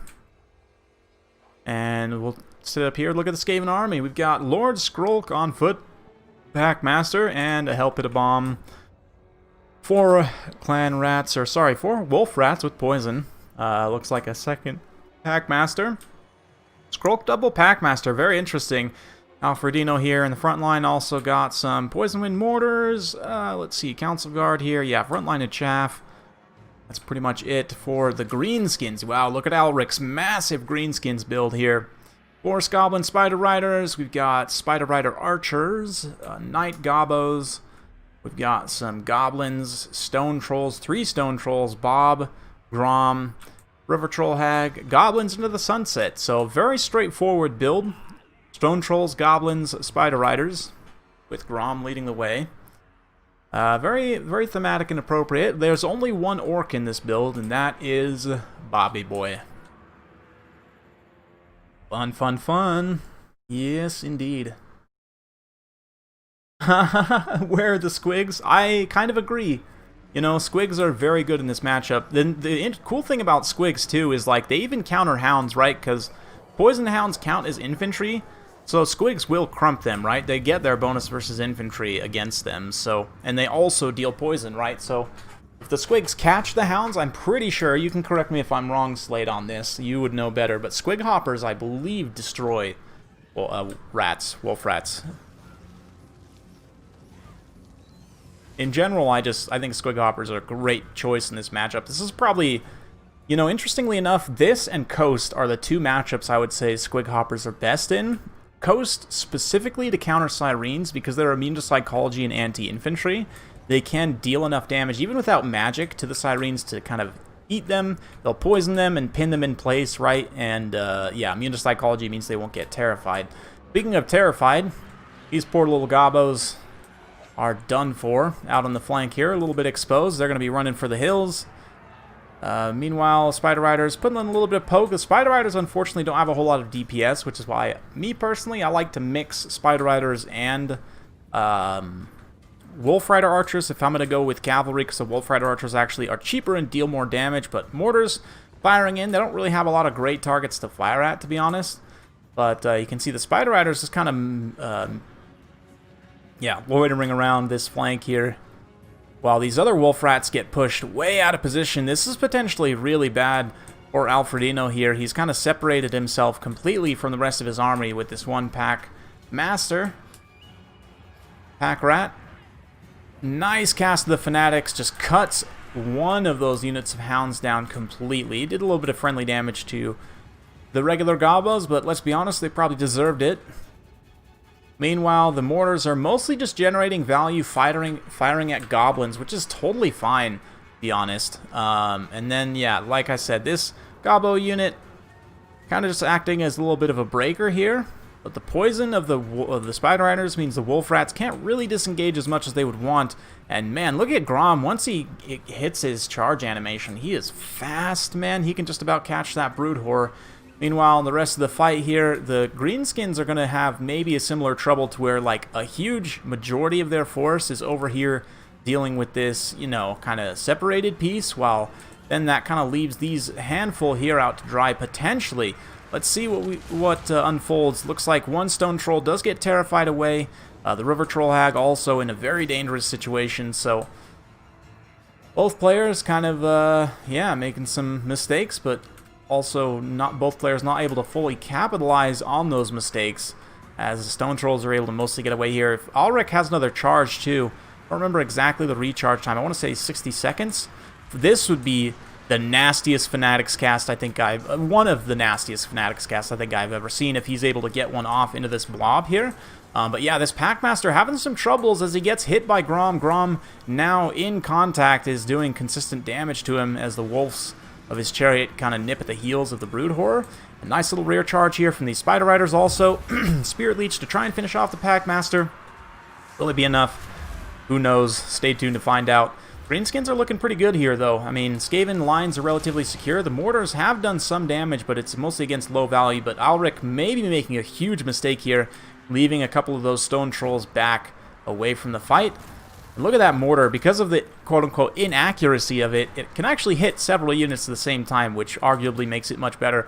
Like, the mortars are one of those units where if you actually buffed the accuracy on them, it would be a nerf, because it wouldn't be able to hit all the units with that damage over time effect. But while now being popped, a lot more of the wolf rats getting, you know, kind of pressured off.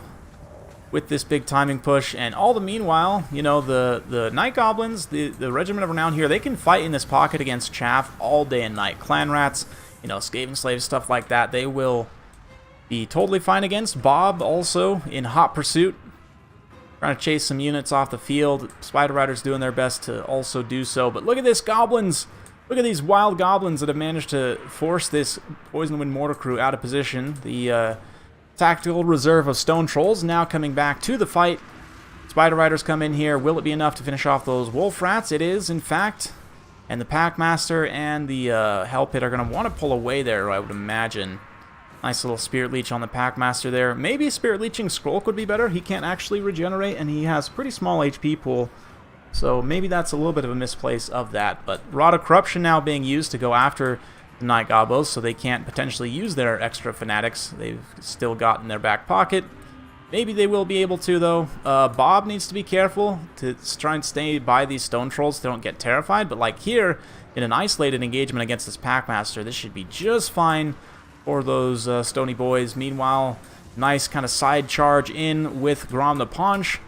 Those are Council Guards, so he's got to be somewhat careful, but Council Guards really don't have that much offensive DPS, or Storm Vermin in general have really pretty poor offensive DPS, so they're not going to do a whole lot. Hellpit Abomination comes in here. Now Bob is in the fight. Not only that, but Grom also has that AoE immune to Psychology as well, right? If he's in melee, so everything here will be immune to Psych for some time, and as a result, the Hellpit Abomination taking some pretty consistent damage.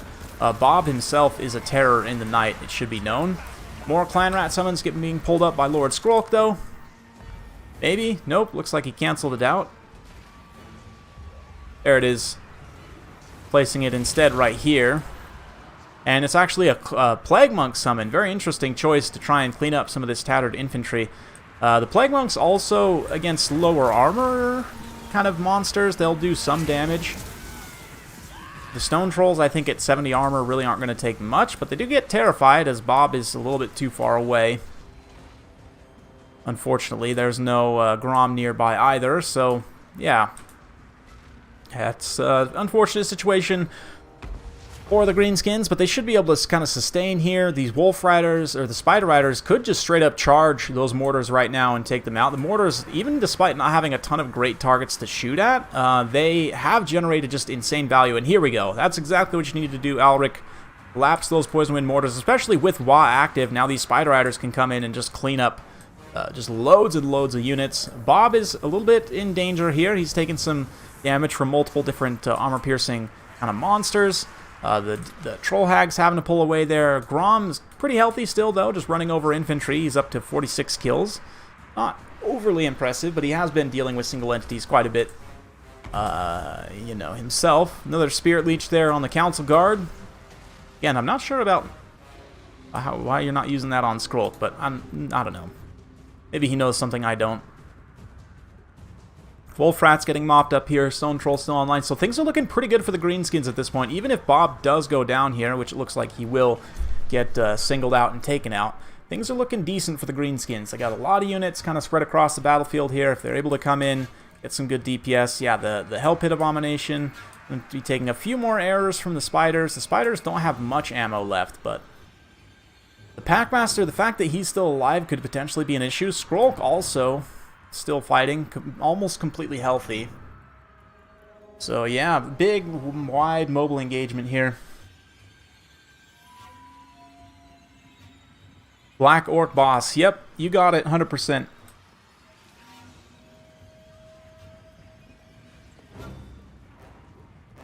Yeah, you don't see Squig Hoppers super often these days because the buffs to boars made boars a lot more viable at the same cost. And against kind of like general targets, I would say boars are probably better against certain things, but the fact that Squigs have immune to Psychology, and again anti-infantry specifically, plus poison, makes them better in niche situations. Stone Trolls unfortunately get terrified away here. This other unit at risk of being terrified as well if Grom does not get into the fight here, but it does look like he is going to get in the fight. Other Spider Riders also moving up. They're going to go for a rear charge here, try and take out that Summoned Clan Rat. Really, the summons are sustaining Skaven pretty heavily here, but oh no, potentially a huge mistake.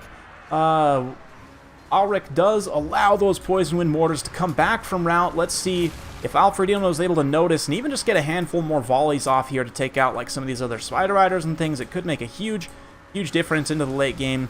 The Stone Trolls here fighting against the Abominations, barely holding their leadership together.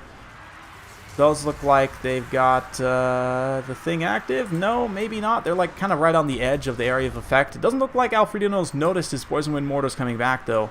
Oh, there it is. Yeah, and this big old kind of blob right here of greenskin stuff. I mean, granted, he's going to do damage to some of his only friendly units, but primarily all those friendly units are all summoned. But oh no, this is bad. Packmaster actually gets routed here by Grom, and the Spider Riders should be able to chase him off now. Meanwhile, in the main pocket, Skrulk's still fighting, the Summon's still fighting, the Hell Pit's getting pretty low though. The Spider Riders have just about expended all of their ammunition going after the big nasty. And man, look at this, the Wolf... The Packmaster, this is always an interaction that kind of annoys me when a unit comes back from route while it's being chased.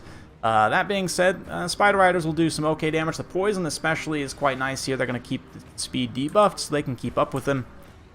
And here comes Grom with a nice little charge there right to the face using that massive 90 charge bonus. It's a good hit there. Shock collar popped on the Packmaster once again himself. Well, this has been quite the back and forth scrap. Skaven are managing to hang around in this, mostly because Skrulk is just such a beast. A lot of the Greenskins units are struggling. Yeah, you can see he had to detach some resources, go deal with these mortars, which is not ideal. Meanwhile, these other forces over here are kind of getting a little bit isolated, and Spider Riders might have to be sacrificed somewhat to Gork and Mork to try and save the rest of this build.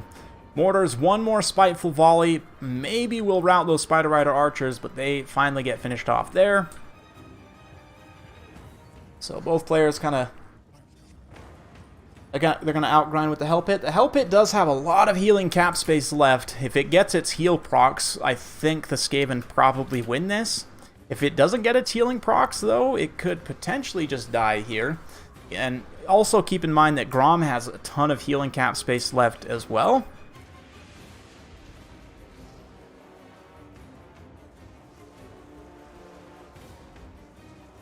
Yeah, interesting. Let's see what they can do. Spirit Leech now on the Packmaster, who no longer has any healing cap. And this should probably finish him off. I didn't realize that Packmaster was still there. I thought he was gone. That gives the Hell Pit a little bit of extra healing when he's in melee, but... Oh man, Grom taking a risky fight there. Does not get hit by the Hell Pit, and now River Troll Hag comes in on the side. Oh, the Packmaster comes in as well, though, and the Stone Trolls are the final wave. Will it be enough? Big old Rod of Corruption gets used. The Packmaster is now done, 155 HP, very unlikely to come back. Grom cycles back out. He needs to pull up and around and try and get a charge on something. Charging through your own Stone Trolls won't work too well. But these Council Guard are also a little bit heavy units to try and push through. But yeah, like Grom coming around and getting a rear charge right now on the Hell Pit, or even on Skrulk. If he can get hits on Skrulk, that'll start to tilt the balance of power pretty decisively. Yeah, as long as Alric Ral has these multi-model units engaged, he can cycle charge until the cows come home with Grom, which is exactly what he should do. Skrulk is healthy. I don't think so. I think Grom's probably got this in the bag. There's still so many Stone Trolls here. I mean, granted, if Grom goes too far, they're going to get terrified. One of them actually shatters there. That's not good. And the Spider Riders are gone too, so maybe I'll eat my words. We'll see. This Abomination's still got about 1,000 HP left, so that's more than I expected. The River Troll Hag, though, man. Oh, no, the healing proc. Oh, the healing proc. Look at that balance of power just stabilize for the Skaven as soon as that happens.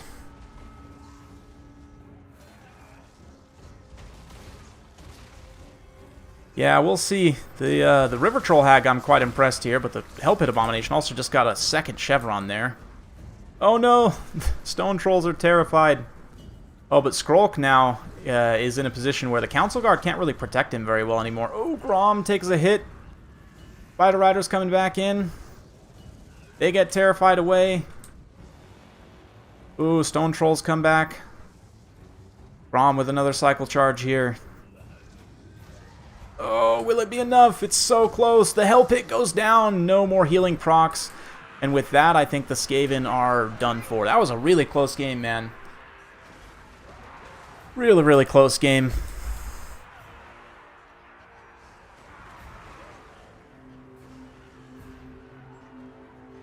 Yeah, Skrulk and the Council Guard will keep fighting. The Skaven Slave Spears, actually, surprisingly enough, are doing something to those Stone Trolls. But here it goes. Oof.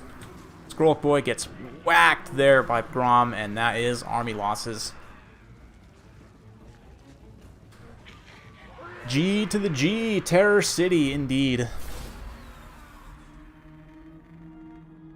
Thankfully, Grom cares not.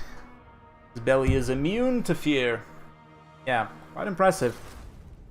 Rod of Corruption. Where were the lever targets? I didn't see where the lever targets went, actually.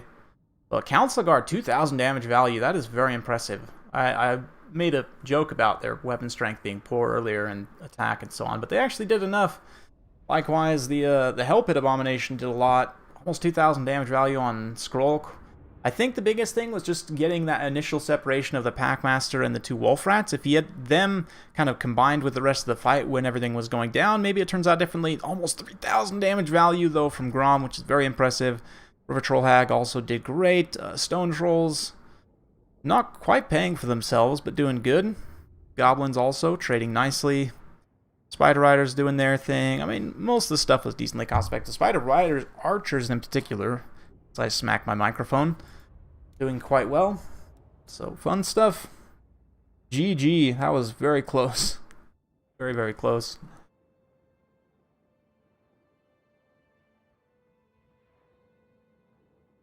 Excellent.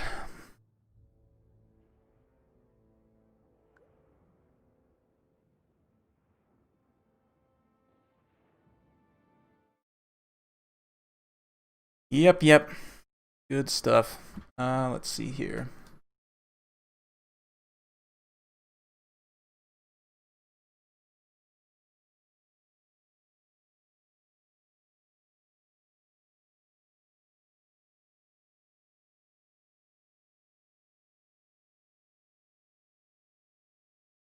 Okay, you know what, actually, Slade? I'm going to go ahead and just have you start your games. I was originally thinking we would wait, but let's just go ahead and have you start. I can always cast them separately. I'll shoot you a message just to be sure. I actually don't think that's you.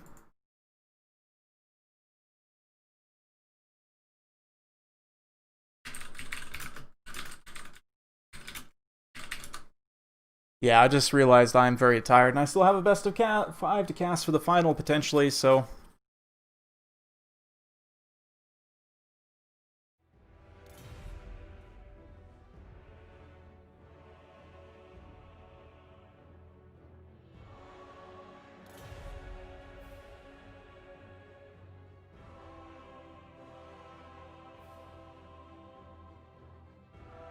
Okay.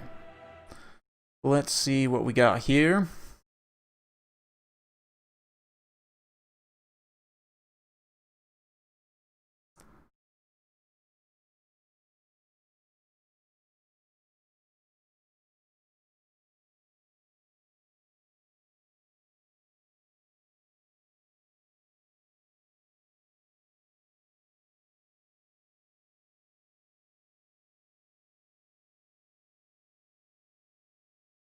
No, St. Augustine, I do not. Not at all. Not in the slightest.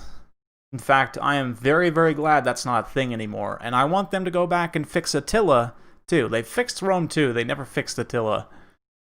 Poor, poor Attila Total War. It's like the Beastman of Total Wars, basically. Just still sad and broken and smelly and gross. Oh, I should probably have a screen blocker up, huh? Probably, yes. Okay, let's do it.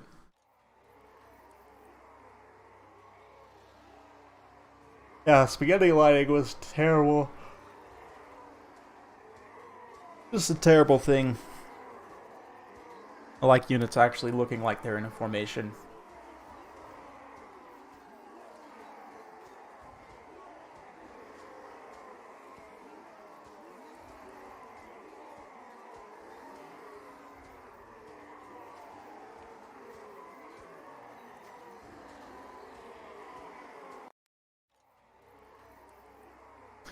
Oh, yes, yes.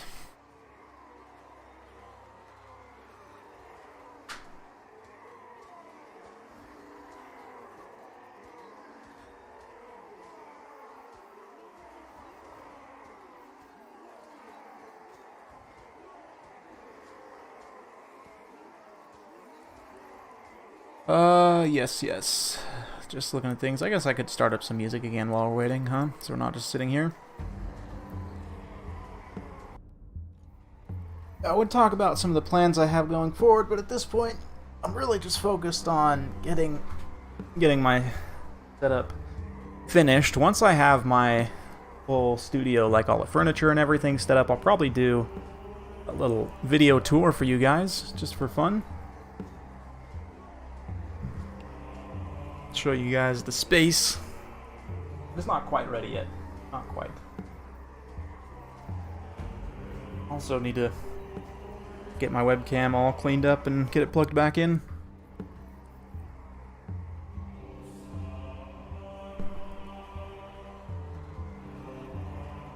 I'll be right back, guys. Give me just a second.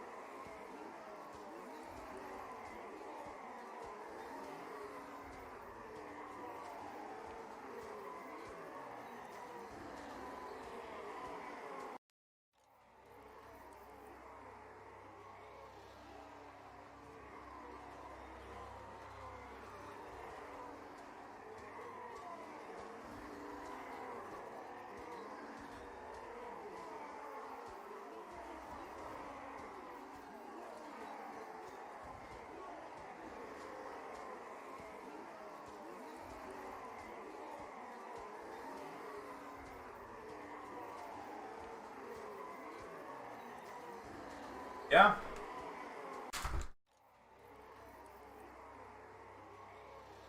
How can I know?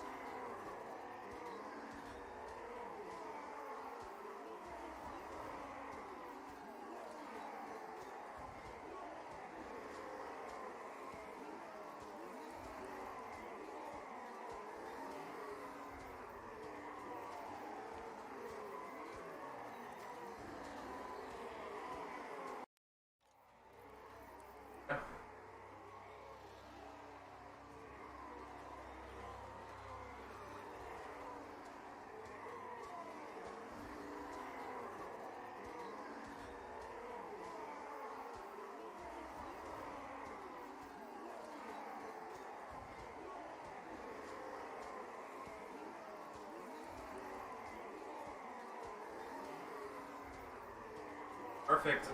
Awesome.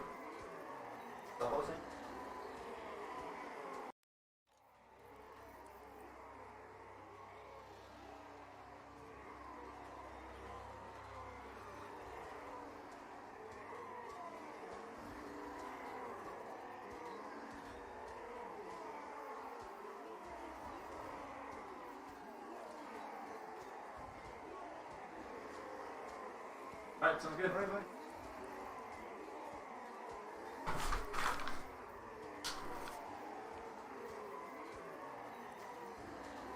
Okay, sorry about that. Yeah, had to just quickly finish up with something, and the fight's already going, so let's get to it. Oh man, I see this is going very poorly for this lizardman attempted kite. This is a very small map to try and kite, so that was going to be a risky play regardless, but yeah, I saw Iron Thunder.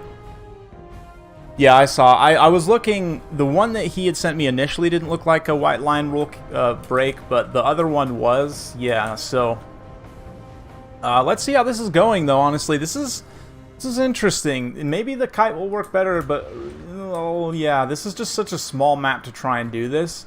Even still, like, Chaos has enough mobile resources that it's going to be hard. Like, just so many horsemen and hounds potentially on the field, right? But I see where, like, if in theory, if you had more space to work with, you could probably make this work. But this is just, yeah, very, very small thing. So, Plague of Rust here. Rockar trying to scoot away with that swiftness of Itzel.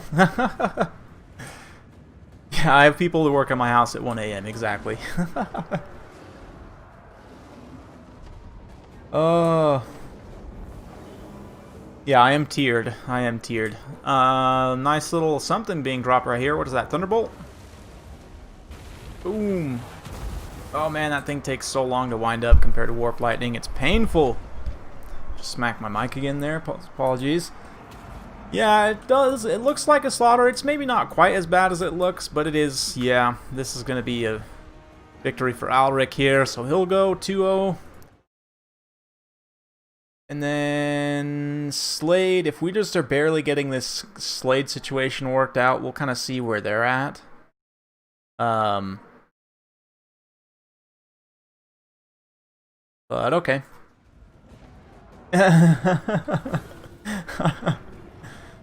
Yeah, well, I'll go ahead and cast it, Slade. This should be over shortly. Credit to Alfredino here. Got a long way, but Alric's very, very, very good player, so no shame in losing that. Oh, is this the exact same build Indy cast a while ago? See, that's so weird, you know, when you use the exact build that a caster said was wildly OP. And I to be fair, didn't watch the video. Not going to watch the video. But I can just picture of what Indy probably would say about this, like, oh, this is some crazy strong lizardman kite, when really it's not actually that strong. It's actually kind of weak, and especially on a map like this, it's just way too small to actually be functional. 5-minute games either way. GG. Oh yeah, Alric doing the thing. Yeah, doing the thing. So let's go ahead and get over to Slade's then. Oops.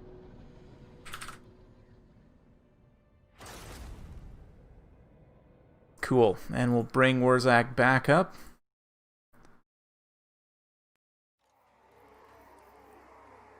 Actually, he didn't. Oh, that's interesting. Maybe people are learning.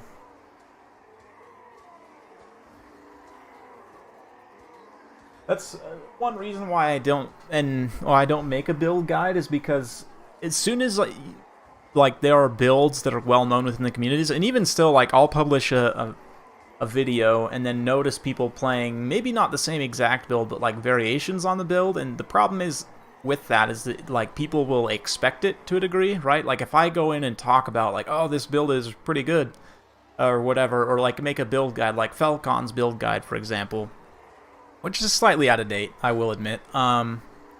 Like, the builds in there, if you just only use those builds, then if people know the builds that are in there, then they can kind of plan to counter you, right? Or, like, if you know that those builds are going to be widely used throughout the community, then you can kind of plan accordingly, right?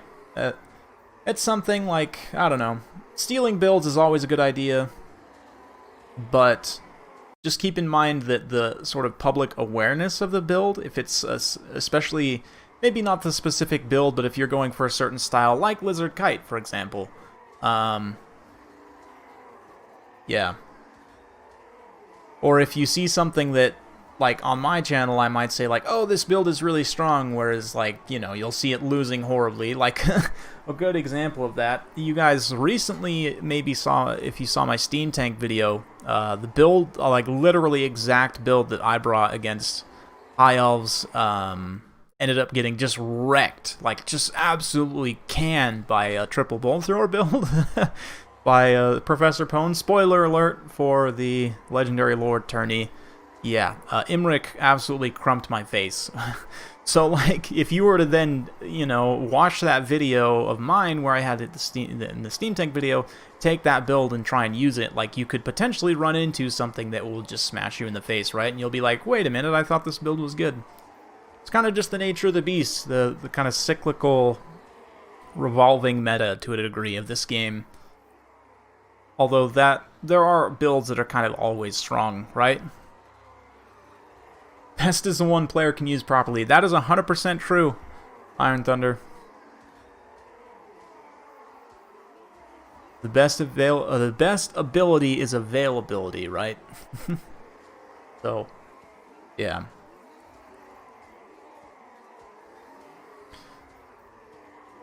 Yep, I've got some fun ones to show you guys, though. I've got some uploading in the next couple days that are going to be quite interesting. Quite interesting indeed. Yeah. Probably next weekend I might try and do another stream. Throughout the week this week, I'll still just be kind of organizing my place, trying to get things finished up. But, yeah.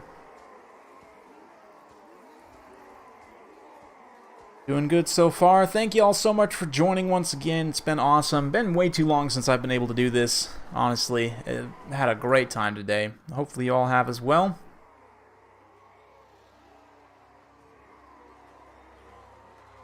Go ahead and do this here. So, winner of this goes on to the final. I am always lurking, it's true. Despicable lurker.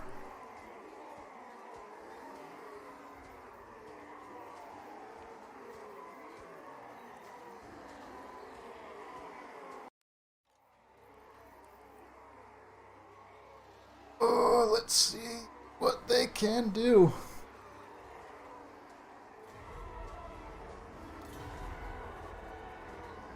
Just waiting on Bellicord to ready up at this point, and then we'll be off to the races.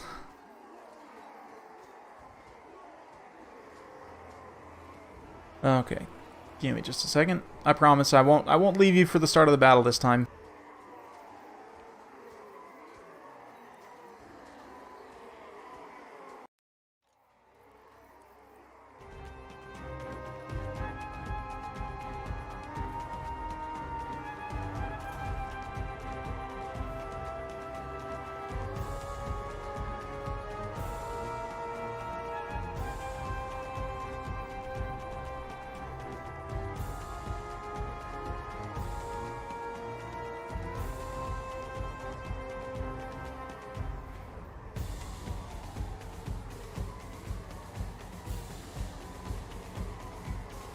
And I'm here. These guys are now loading in. Should be interesting. Should be very, very interesting. Yes. Excuse me. Okay, so Tomb Kings versus... yes. Tomb Kings versus... Greenskins. Are you actually allowed to take Double Spider? Let me just quickly double check. This might be a rule break. I don't remember. I'm pretty sure you can. But let me just quickly check here.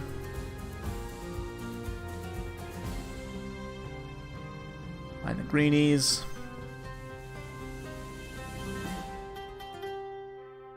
Oh, no, you can take double spider. Okay.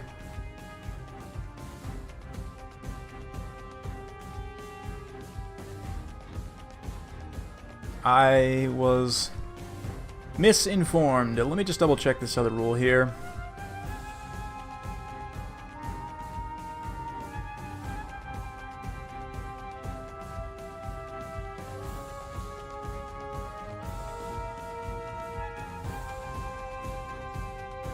Okay.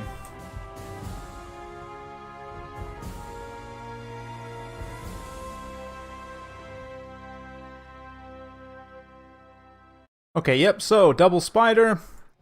We've got giant river troll hag, Grom the Paunch, goblins, orc biggins in the back. We've also got some mangy marauders and spider riders.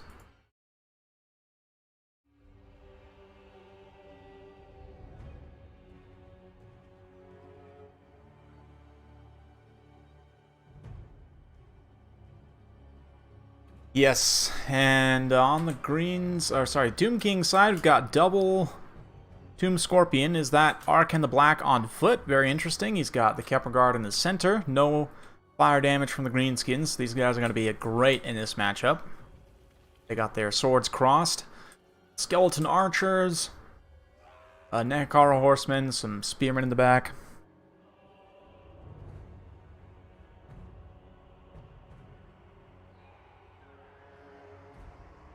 Let's see what they can do. Interesting, the double spider thing is going to be potentially very dangerous. There's not a whole lot of anti-large AP for Slade's build here, which does concern me somewhat. I mean, granted, he does have the Blessed Legion of Demonetization, so he can mass fire the archers into the spiders. That will, whoops, generate some pretty good value.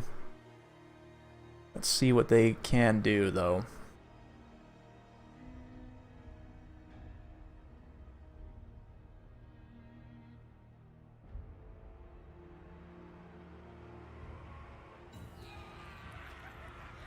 See what they can do, indeed. Here we go. Grom and the troll rising the situation. They're now going to start to move up. And the Tomb King's also moving up. Yeah, it's going to be interesting. The Spider Riders, Wolf Riders already starting to kind of pick away at the flanks here, although Mage Marauders are somewhat wasting their ammo firing into just regular old skeletons. Even Nekara Horsemen are going to be the most cost-effective targets for them to shoot at, but let's see what they can do. Spiders chillin'. Absolutely chillin'. You can see that the Spider Riders and the Wolf Riders have managed to take a nice little kind of flank position here.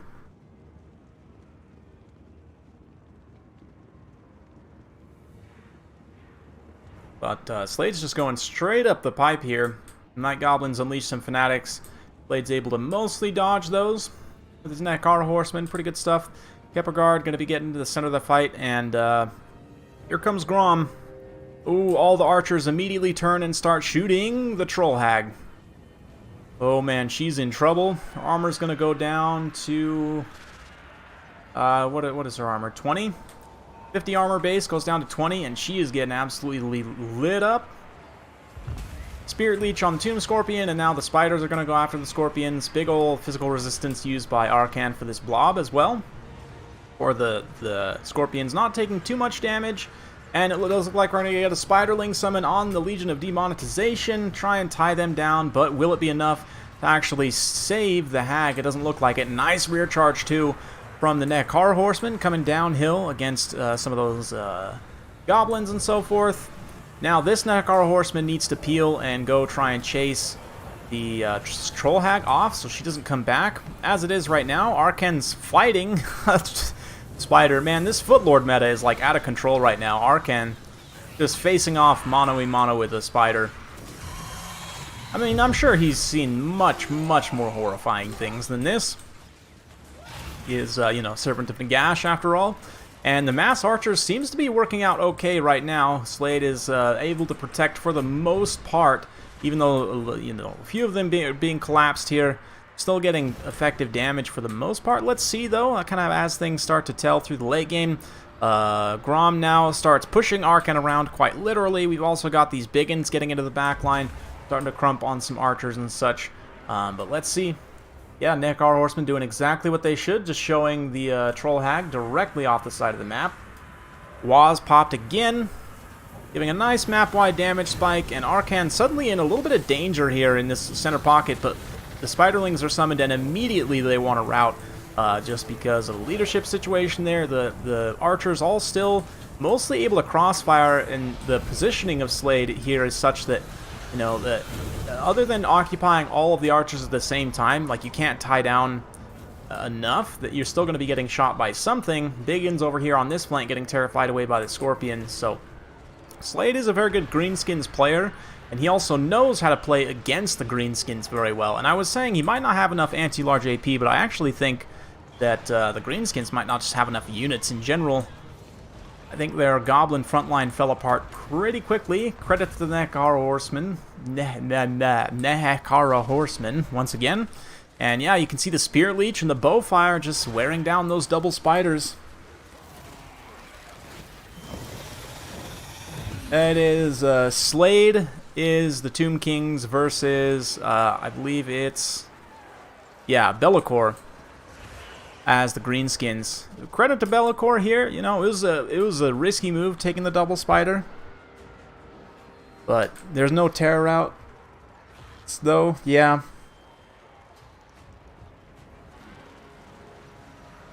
Yeah, no terror routes against Tomb Kings, right? Just they're undead. But this big old mash, you can see Arkan's probably going to lose his life here. His unlife, which is fine. He probably deserves it. In fact, he definitely deserves it. Come on, Arkan. Come on, fall down. I have to say, though, I like Arkan's plate armor. It does look pretty cool. He's dead, though. Thank goodness. And now it's just up to Grom and the spiders. The question is, where are the spiders? One's there. Might come back. Got some spiderlings. I don't see the big girl, though. Queen! What happened to the queen? Yeah, some black orcs actually probably... You just cut the non-ROR spider and just bring black orcs in its place, and I think this build probably works a little bit better.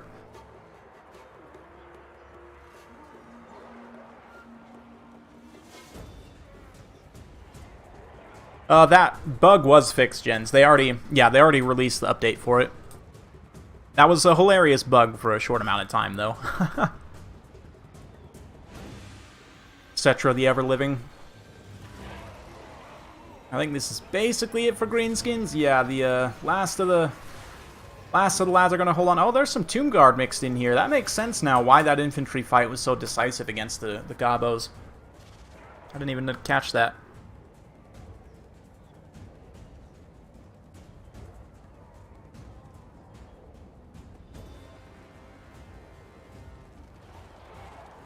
You know, Zach, I think so too.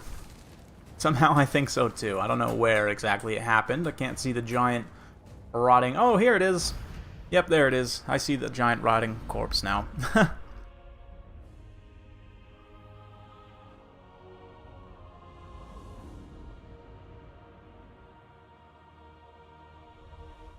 Good stuff. I like this build a lot from Slade, though. Just foot Arkan with the full Daka line. Kind of a Greenskins way, like instead of Rusty Errors and Orc Airboys, you have Legion of Demonetization and Skeleton Archers. Fun stuff. Scorpions both paid for themselves. Nekara Horsemen also did a great job here. Kepler Guards, 600 damage value. Tomb Guard did decently, just beating down goblins in the front line. Oh, forgot to look at the Greenskin stuff. My apologies. It is what it is. And let's cue the music. Once again, we'll get Dance and Wurzak back up here. And there it is. I'll be right back.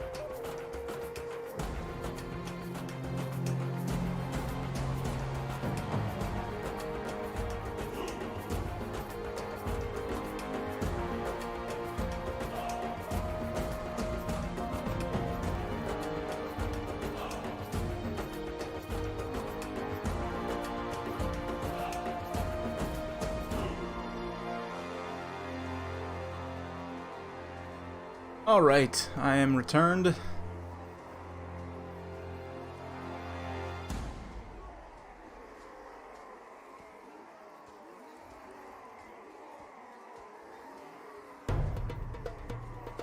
The Kepler Guard were mostly there kind of to sustain. They beat Biggins. They beat basically everything except Black Orcs, I believe. Yeah, exactly. They're just kind of supporting wherever they need to, which is a great role for them.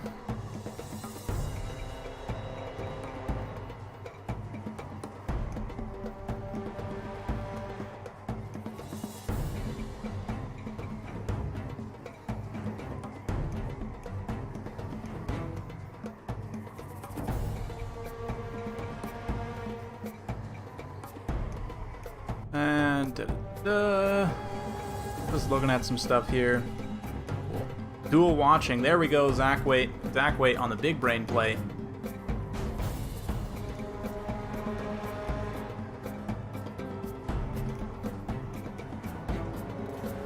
Ooh, let's see what we got here.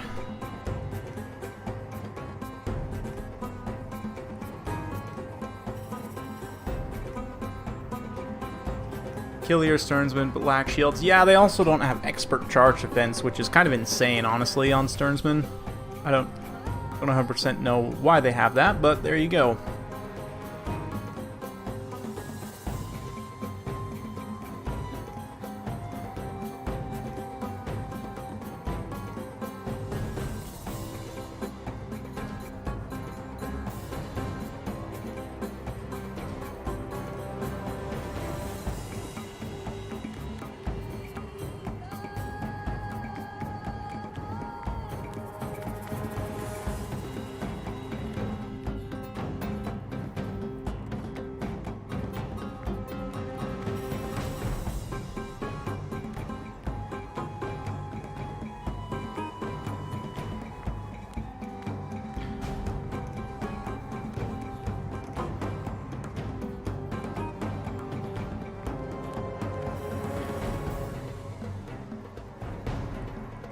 Well, we might see some Stearnsmen here.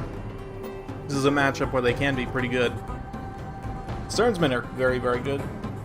Probably one of the best Star Wars in the game, if I had to say. But yeah, my issue with the Kepler Guard, my primary issue with them is this. The regeneration, don't get me wrong, is awesome, but it does make you weak to fire damage, and in a faction where fire damage is already brought against you pretty commonly, whether that be, you know, whatever, right? Like, the Kindle Flame plus their weakness to fire means they get absolutely walloped by something like, you know, Knights of the Blazing Sun on the charge, or, you know, even like Solar Engines, anything with fire damage, like a fire damage breath attack, like from a Chaos Dragon or a High Elf Dragon. Just does obscene damage to them. It's nasty. Granted, the Stearnsmen have a similar issue, but the extra armor on the Stearnsmen makes a pretty big difference. For something like Burning Head, too. Like, the Kepler Guard will just take way more damage than the Stearnsmen will because of their less armor. Not only that, they also lose their missile block chance, which is an issue. When you only have 50 armor and no missile block chance, that's not great. So, yeah, 40 more armor, silver shields, and expert charge defense. Kepler Guard don't have shields. So, yeah, that's a big one. That missile block chance makes a huge difference.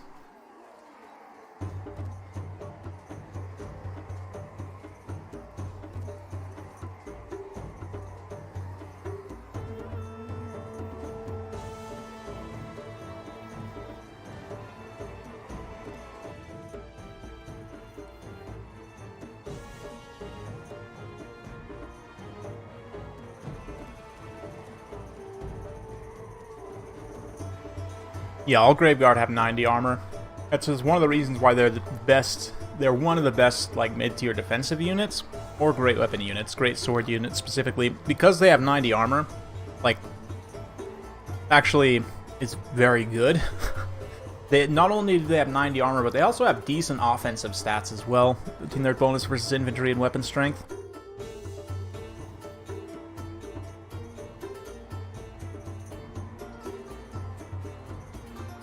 Yes, magic as a whole renders elite infantry unviable. And I will say this in kind of another point why the Sternsmen are better than the Kepler Guard. Sternsmen have access to more passive healing and just more healing in general than the Sternsmen do. So they get more value out of their regeneration because it can stack on top of other healing effects, right? So nice, very nice, Zach. Beautiful.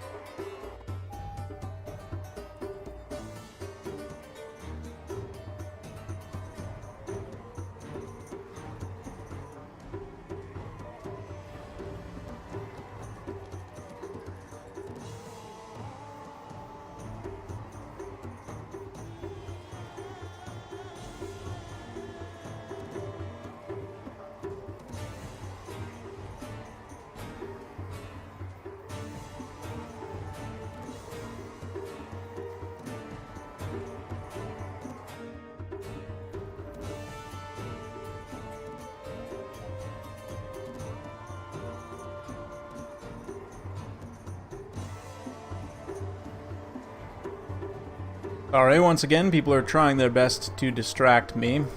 But we're here! Holy weapons teams, Batman. Slade. Slade, are you okay?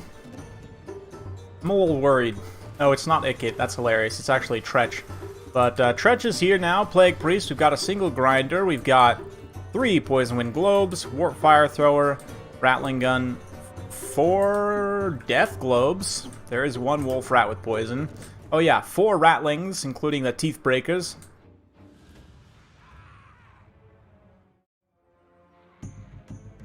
Yeah, paying an extra 100 gold to lose 21 melee defense? Yeah, it's... Like, great weapons largely now are pretty good. Like, there was a time where I would make the argument that great weapons were basically never better than their shielded counterparts. Like, there was only maybe one that was specifically Chaos Warriors with great weapons. Now, though, because of the mass changes and some other kind of fine-tuning, I think most great weapons are actually pretty decent. Champs' great weapons, though, are still... They still suffer from the problem of you pay more for a unit that is less, right? Like, just objectively, like, overall, you add up all the stats, they are less, right? So, yeah, this is a wild one from Slade here. I don't even know. It's beautiful is what it is. We've got for the Vampire Counts... Looks like Vlad von Korstein and Double White King, as to be expected. Crypt Horrors. Sternsmen. Got, yeah. Skeletons, some Feasters in the Dusk, and some Dire Wolves, along with the Black Coach. Black Coach might actually be an interesting, very, very interesting play here. Mass weapons teams. Slade is a man of questionable intentions. Oh, man. True XMT material. You are correct, sir. You are correct.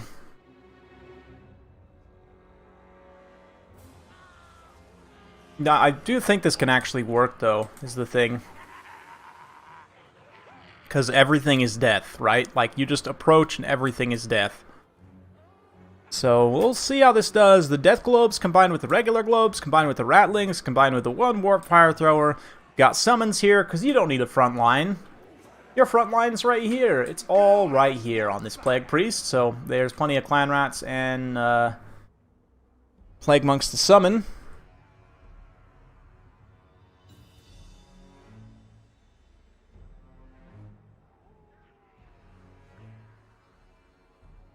Units can win ranged combat. Is that so? Oh, he didn't even bring his buff, though.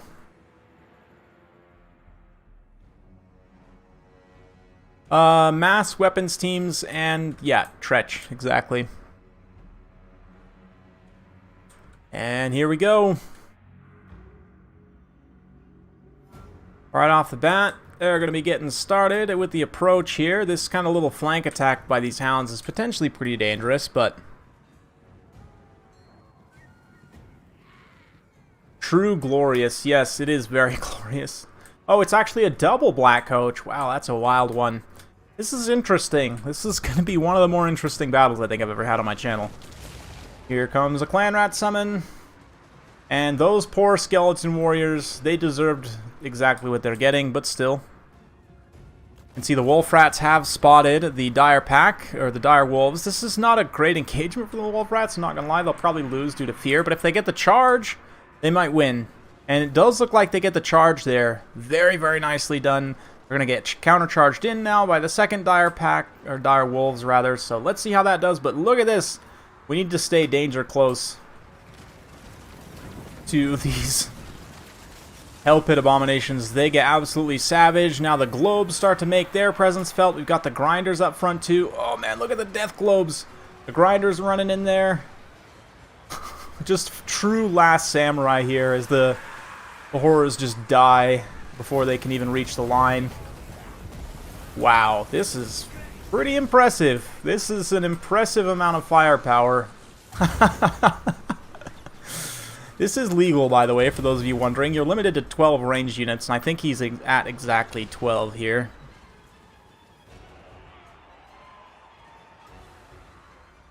Yeah, 12 ranged units exactly, so that's fine.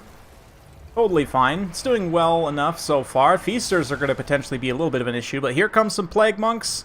They're going to be summoned up in here. Try and get things done. Look at the White King, man. He's just, like, taking it. Same with Vlad, too. Vlad's just taking it right now. Throws a little bit of Invocation of the Heck. He's got the Karstein Ring to give him plenty of damage resistance. But the Black Coaches, they're making their presence felt in the back line here. Is this where it all starts to fall apart? Did he meme too close to the sun? Let's find out. Tretch Craventail might get terrified away there, as a lot of the focus is being put into Vlad right now. And as a result, those Black Coaches are just going kind of wild, ransacking everything. Just raiding for butter and so on. But Vlad's getting pretty close to his healing cap already. Pretty impressive. We are going to have some weapons teams starting to come back relatively shortly, and as they do, they'll get, you know, additional waves. A nice summon, though, just immediately procs the terror on those two units there. But poor Vladdy Daddy, man, look at Vlad. He is just getting showered by Christmas ornaments here. Just all sad and alone.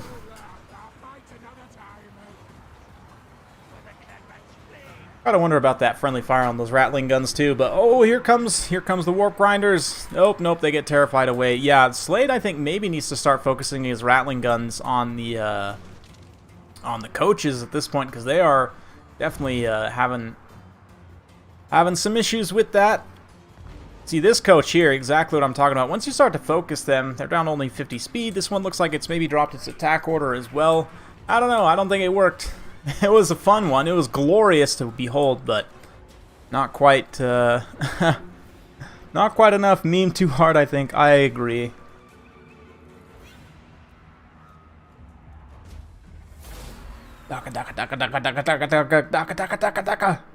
Yeah, exactly. Yeah, Vlad is the best at tanking this kind of thing, 100%, yeah. I think Slade got a little too focused on Vlad there, needed to instead switch his focus to the Black Coaches, and all of a sudden I think this probably ends up working, but wow, that was wild. Very, very wild.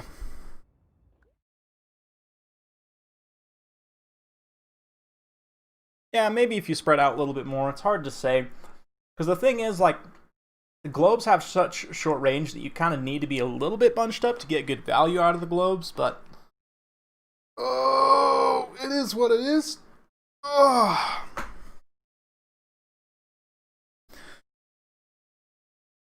Awesome stuff. I haven't actually looked either to see if we've raised much money for the Warhammer World Cup, but just as a reminder, those of you just joining, we are raising funds for the World Championship, so you can go on this website to see how much we've raised. I'm actually looking now. And if I go ahead and pop this bad boy here, where is it? Here we go.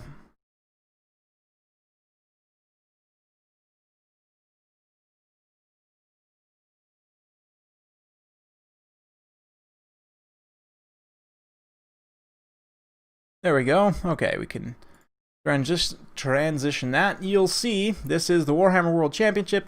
$1,785 have already been raised. I'm going to be donating the proceeds from this stream probably in like a week or two once some people have watched it after the fact and all the ad revenue comes in. I will be tossing the revenue from this stream also into the prize pool. So yeah, awesome stuff. Big thanks. Prussian Prince is the one who put this website together, I believe. I apologize if I'm getting that wrong. But big shout out to him and for everyone else involved with the World Championship for putting this together. I'm very excited for it. Hopefully you guys are as well. We've had some great practice today. And yeah, we're just about to the final here.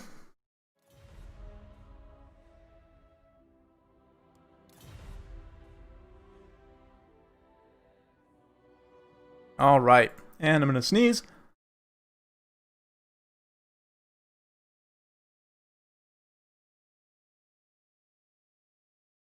And I'm back. Okay, we're good. We are all good.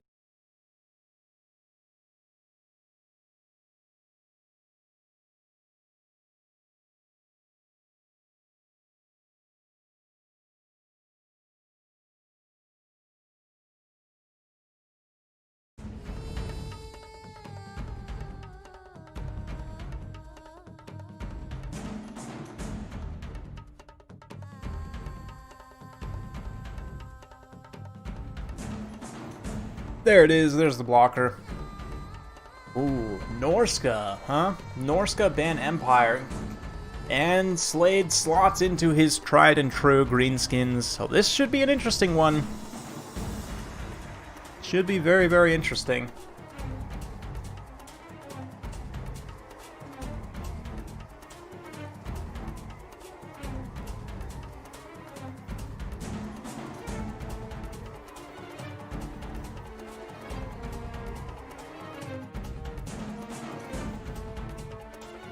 Yeah, it's almost what I was thinking. It's like it's almost like he's baiting him into picking greenskins, right? But yeah, I get banning Empire against Norska. Empire has really nice tools in that matchup. Although I think Norska you can do some things, not completely one-sided. I get why you would ban it though. 100% understand.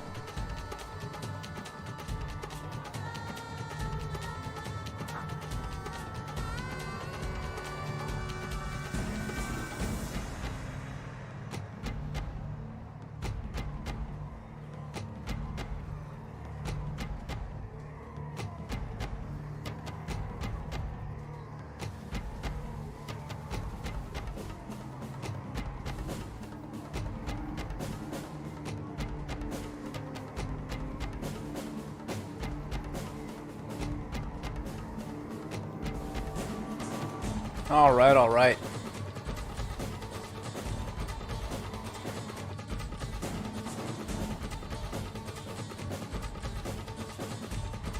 Yeah, we've had a pretty long stream today, all things considered.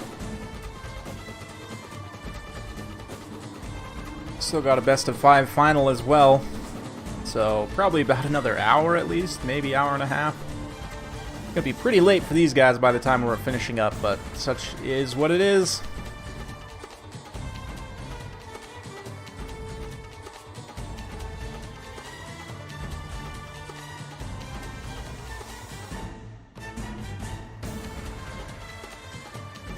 I want to say, I don't remember exactly how long it was. I want to say it was like 8 hours, the tournament I did for the ECO, or for the, sorry, for the,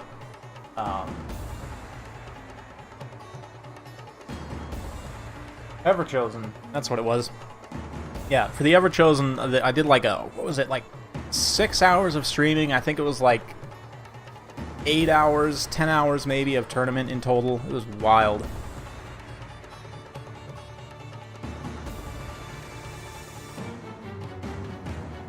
Orcs I get, Beastmen I get. Orcs though, in a lot of like the community's perception, greenskins have a favored matchup against Norska. So that's why I was like, oh boy. Yeah, I mean, granted, it's kind of a personal preference if you want him to play greenskins, but like Beastmen, Norska has a pretty good advantage against, I feel like, because they don't have a great answer for skin wolves. Although, from what I've seen, actually, Centaurs on the charge do very well against skin wolves, as long as they don't get hit by them. So, there's some things to consider.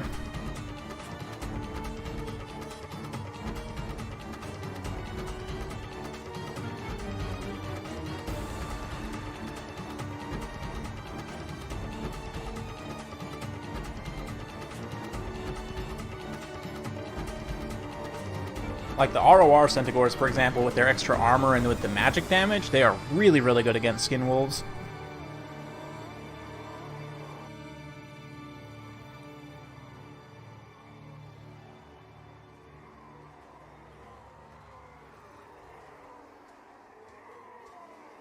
That's why oftentimes you'll see only the semifinals or finals being casted of a given tournament, because that specific reason, like, it's draining streaming for this long. Like, by the end of this, we'll probably be at about 4 hours or more. So, yeah, it can be very, very tiring, but it's good. I really enjoy it, personally. Helps if people are a bit expeditious about picking their armies, but...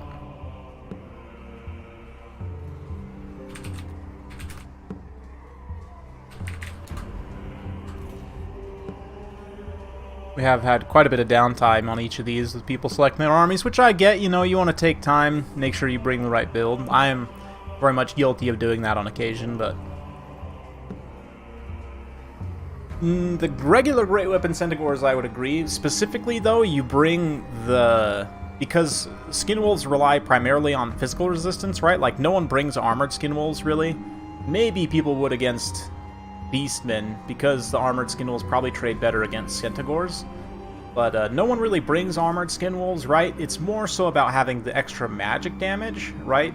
And the fact that the ROR Centaurs also have more armor, both of which help significantly against Skin Wolves, right? So the regular Centaurs Great Weapons are a questionable pick, I would agree.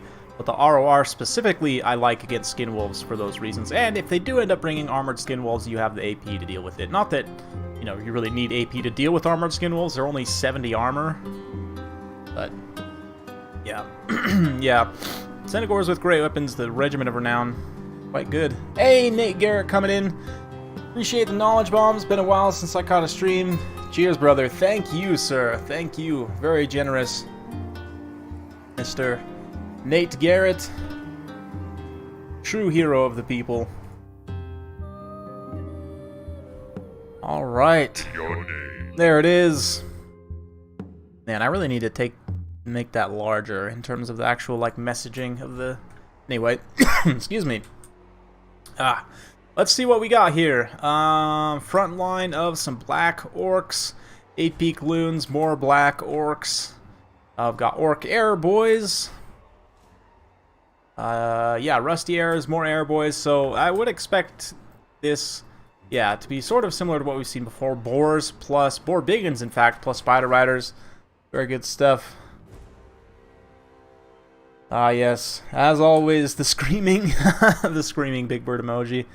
I have to say, that's probably one of my favorites of my channel emojis. By the way, for those of you guys who don't know, if you become a member, you can get access to some awesome emojis like the pistols. It is obligatory to type both, unless you do like a pistol and... ooh, is there a sword emoji? There's got to be a sword emoji somewhere in here.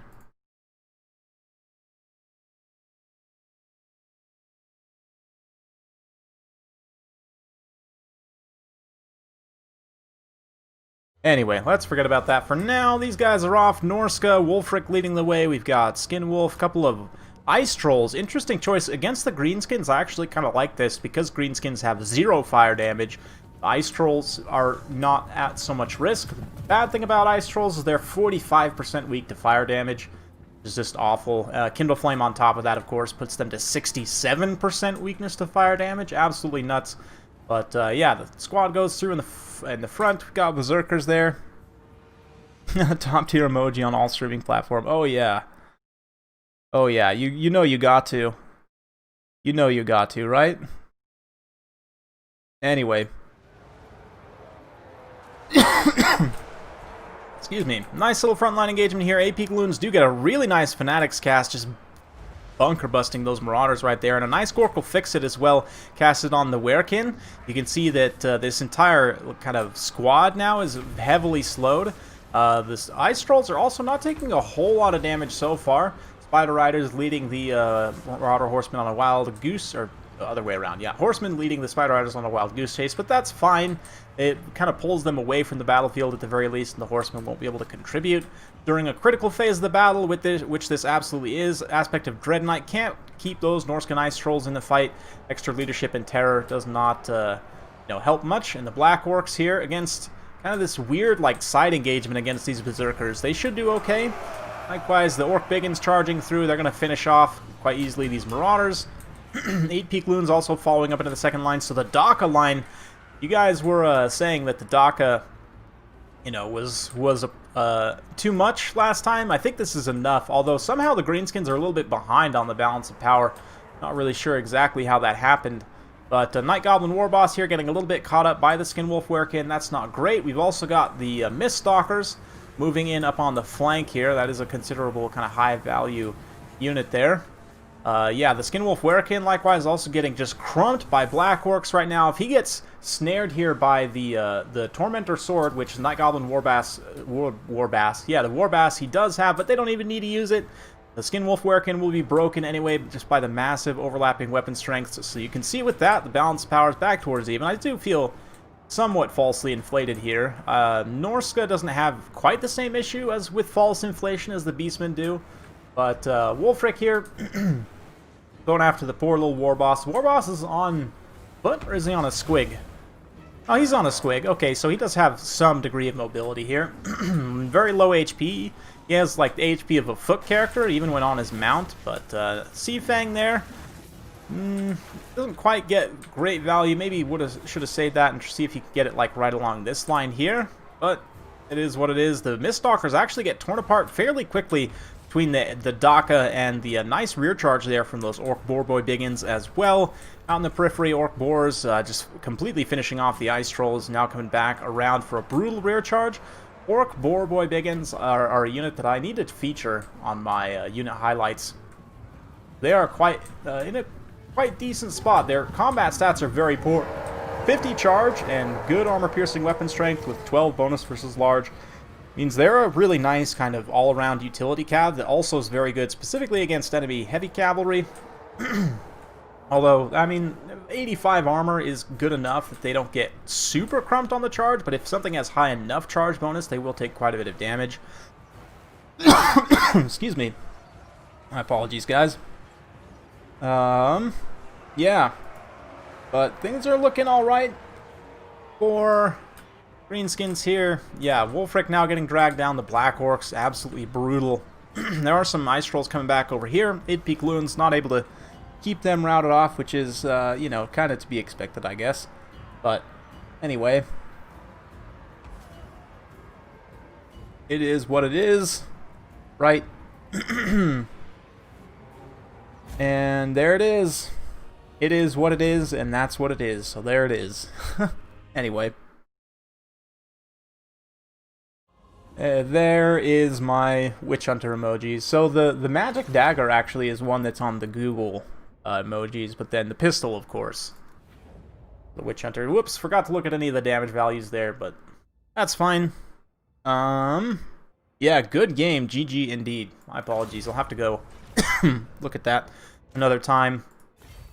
But anyway, let's go ahead and get the championship, or not the championship, but the final, rather, hosted. I will Post the battle here. Give me just a second.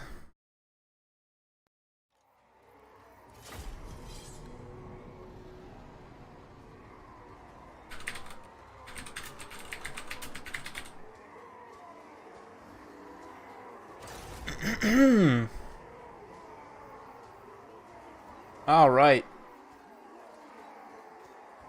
All right, all right. Let's get these two invited.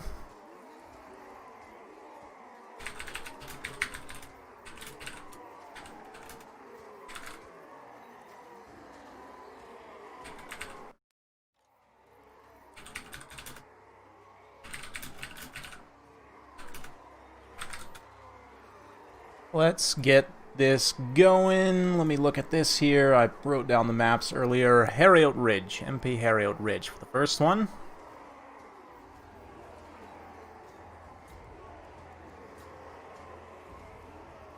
Heorot. I always call it Harriot because, you know, pronunciation's hard. Sometimes. Anyway. Welcome, welcome. Now is the time for the final. Yes. Yes, here we go. Prepare yourselves.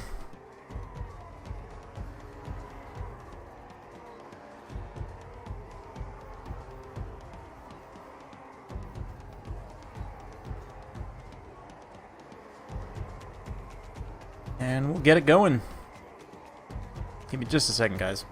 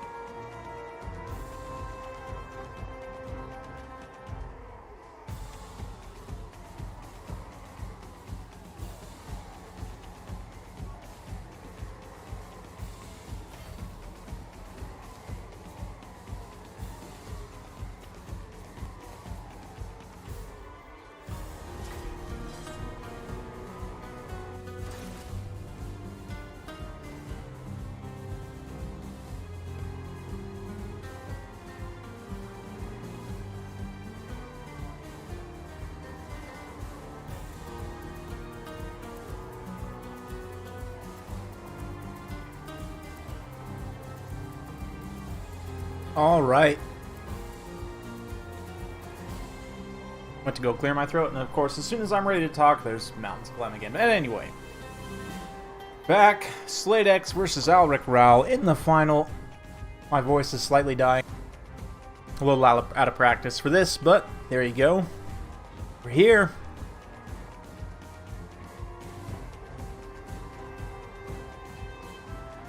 Heretic Ridge. Stop that, Iron Thunder. This is one of the best maps in the game, in my opinion. I mean, no one's allowed to disagree with me ever, not at any time, so yeah. I like it mostly just because, like, you have that top space, which is primarily where people fight, but I've seen some things where people utilize the low ground to good effect. Get, like, a really wide envelopment, or draw your opponent into a trap. Like, you can go for, like, a reverse slope position with an artillery piece that has non-direct line of fire to try and get some value that way. It's just, for me at least, the reason I like this map so much is it feels like it opens a lot of tactical options. Opinion of a heretic! Allegedly, okay? Allegedly. Those tentacles were not my doing. To be fair, that it just so happened that, you know, they appeared where I was, but that was not my doing. You know, it was all fake news.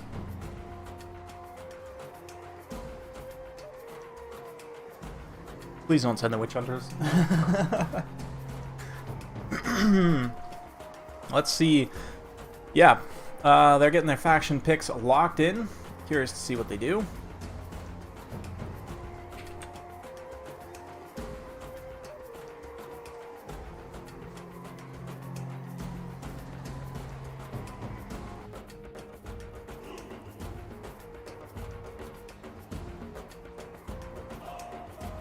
Yes, pick and double bans. So once they get their faction picks locked in, we'll have a look, have a think, what do they want to do. So when you're picking first, what do you want to do? That's your question, right? What would you pick first? And a lot of this comes down to the factions that you're most comfortable playing. Generally, you want to try and get comfortable with a faction that doesn't have too many counters, right? That has relatively even matchups across the board, even if it's not like... this is one of the reasons why Empire is often a pretty good first pick. Because you have two bans, right? And Empires are well balanced enough faction that it's kind of like whatever you struggle against personally is what you should ban. A lot of people would say for Empire you should probably ban Vampire Counts. Can be one of the hardest. For me as well, also, I don't like playing Lizardmen as Empire, so I'll sometimes ban Lizardmen as well. But that's like personal preference, right? So, kind of just depends. Like, another good first pick is probably... I'm thinking, Wood Elves are also, if you're good with them, are a strong first pick right out of the gate. You just ban probably Beastmen and Skaven. And then you're good from there. Dwarfs can also be a tough matchup for them, but as we've seen, you can definitely do some things. Let's play the faction with the most pistoliers. You got me! He's going to pick Greenskins, ban Lizardmen, and Norska, and so this is another one. Alric immediately goes for Counts. Well, this is another one where, like, Greenskins are well balanced enough that there are some matchups people consider hard, but if you're comfortable with them, and you're comfortable playing in those matchups, then you can kind of pick around them, right? Like here, you might think, oh, ban Undead. And I personally, if I were picking Greenskins first, I'd probably ban Vampire Counts. But he bans instead Lizardmen and Norska. And the Norska one is interesting for me specifically. I don't know if he knows, like, the Alric has a build in that matchup already. I don't think you need to ban Beastmen as Wood Elves. Yeah, it kind of just depends.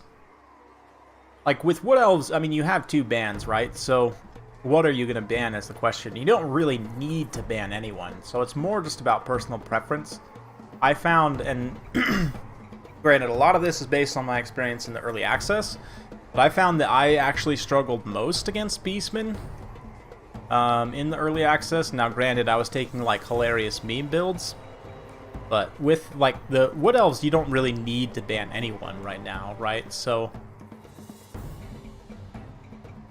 like, even Bretonia, you used to need to ban. I don't think so now.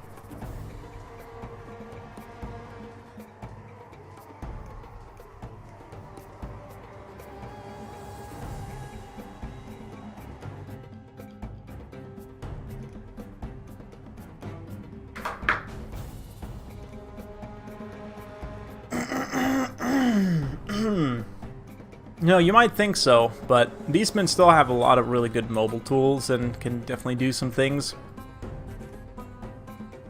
Anyway, let's see what we've got here. So, for the green skins... Yeah, the Ethereal Stags are also pretty good against Beastmen, but they have some counters. Like, believe it or not, the ROR Cygor, I think, is actually a pretty good pick in that matchup now because it does magic damage, and if you throw rocks, if you can, like, pin and throw rocks at the Stag Knights, you will kill quite a few of them. Anyway, also pinning them and hitting them with, like, a Vile Tide or something. Let's see what we got. We got Skarsnik leading the way, Orc Shaman, Night Goblin Shaman, Black Orcs in the center. 8 peak loons, and another black orc, so quite a heavy front line, lots of unbreakable stuff. I don't know why my mouse is giving me issues right now, but anyway. Yeah, we've got backline is some orc air boys, rusty airs, savage orcs protecting the flanks, orc biggins, mangy marauders. All good stuff. Counts side, I would expect, yeah, some powerful flying lord here. Strigoi Ghoul King, definitely a solid choice. Double black coach again, this time supported by a blood knight and a black knight. We've got a whole bunch of zomboys and skeleton warriors. Crypt ghouls also on the flanks. So interesting, if we see savage orcs versus crypt ghouls out on the flanks, I think that could be pretty cool. Another blood knight, black knight combo over here.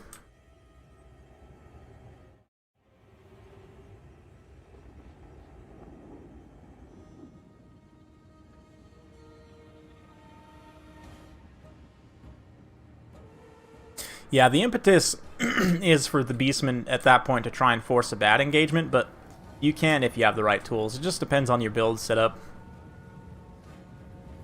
Like, that's why I'm a fan of the Cygor, because it kind of pressures your opponent in, and if your opponent has a heavy cab build, like, they'll probably eventually get to the Cygor, but the magic damage helps against pretty much all Wood Elf targets, even if you're fighting in melee, and the snare also greatly helps, and you can kind of just use that distraction to your effect, try and get good engagements. And if you concentrate like 4 Centigores, 4 Hounds, I mean, you still have enough mobile power that as long as you're not taking a heads-up cab fight, you can win. Gotta be careful. But, oh man, Vindictive Glare and Gaze of Mork. Gaze of Mork mostly missing there, but Vindictive Glare does get some pretty good damage. That Black Coach is already struggling, crumbling, taking some damage. Orc Boarboy Biggins get a decent engagement there, but here come the Black Knights and the Blood Knights. Oh, plus the Strigoi Ghoul King. This is a big old commitment to an engagement here. If he uses the Fermented Fungi now, though, he could potentially trap in the Strigoi Ghoul King before much support is able to arrive for the vampire counts. So, oh, where's the fungi? Oh, instead he uses it actually on the Black Coach. Interesting. I don't know if that was 100% intentional or if that was a misclick, but yeah. At least he's got this Black Coach in here now. He can try and take it out. It's not really, I mean, the bows are a little bit out of position to respond immediately. But now the rest of the force starts to move up. Savage Orcs a little bit exposed right there. Hopefully they don't get too hard charged by cab. But those crypt ghouls definitely took a savaging in that engagement as well. Black Orcs, just super meaty units. Following up and through. The 8 peak loons here, gonna get walloped. But at the same time, can they get a Fanatic's cast off? Or maybe they already did. And finally, the lines kind of restabilize a little bit as the zombies and so on make contact. There's, ooh yeah, just wrecks, completely obliterates one full unit of zombies. The 8 peak Fanatics there. And likewise, the single entities all have taken some damage from from these archers here. Alric has done a decent job, though, of at least trying to spread the damage between the 3 of them. So not one of them took all of that damage. But Black Orcs, Savage Orcs getting involved over here. They're going to blend those zombies pretty quickly, but the Blood Knights and the Black Knights charging through the back of their own line aren't going to do great. Likewise, Black Orcs kind of just bogged down at this point in that horde of zombos. But here we go. Waz pop now. A lot of the chaff units for vampire counts are starting to disappear very quickly. And without that support, it's going to be much harder for these elites to operate. You can see how they're kind of all together here. All together now. Anyway, yeah, Boarboy Biggins again coming in with a really well-timed side charge here, mostly preventing the archers from getting compromised. The archers now, Crypt Ghouls coming in from behind, but will this Shaman actually move to intercept? No, he moves away. Savage Orcs are instead going to come from behind. Yeah, Blood Knights, Black Knights taking damage, Black Orcs moving forward to try and grind out some more. So a little bit of a kill box for the Greenskins to stick the vampires into. But I do think, yeah, the Black Coaches are starting to get their buffs. They're up to their 2nd tier. I believe the damage resistance comes on the 3rd tier. So if he can take them out before they get to the 3rd tier, and look at that, there's the Fermented Fungi on the Strigoi Ghoul King. He then gets enraged. Unfortunately, the archers and kind of other units are not really in a position to directly capitalize, as a lot of these Vampire Counts units have kind of, you know, pushed forward a little bit here. They're really pressuring the Greenskins lines. It's anyone's game at this point. Let's see how it unfolds right now. The infantry for the Greenskins is definitely doing nice, but the question is, you know, if they can't take out the black coaches and other support tools there, then the infantry will kind of get ground down over time. You can see how with the leadership issues, balance of power is starting to go slightly, ever so slightly, in the Vampire Count's favor, and actually pretty decisively so. Another Vindictive Glare, unfortunately, just hits a bunch of units that are in the way. Another Wah gets popped, though, so Skarsnik, all of a sudden, immune to Psychology, up to 72 melee attack, should be able to turn around and get some punches in. These Black Orcs also should be getting some damage value. You can see that they are getting some kills there pretty rapidly. Nice little breath attack in return for the Gaze of Mork there. And unfortunately, the terror of the Terrorgeist Goose is a lot to have to deal with. Definitely. I would say this is a pretty well balanced Vampire Counts build. It does have a distinct lack of corpse carts, which I find very disturbing, but you know, you can't win them all. Let's see, there are still this healthy unit, still this very healthy unit of Black Orcs here holding out in the center. Let's see, once the Black Coaches, I mean, they're all the way up, 109 charge bonus. So they're basically guaranteed hits on the charge, more or less. Only 60 armor on Black Coaches, really. For some reason, I thought they were more. But yeah, they got the damage resistance anyway, which 44% damage resistance is pretty considerable.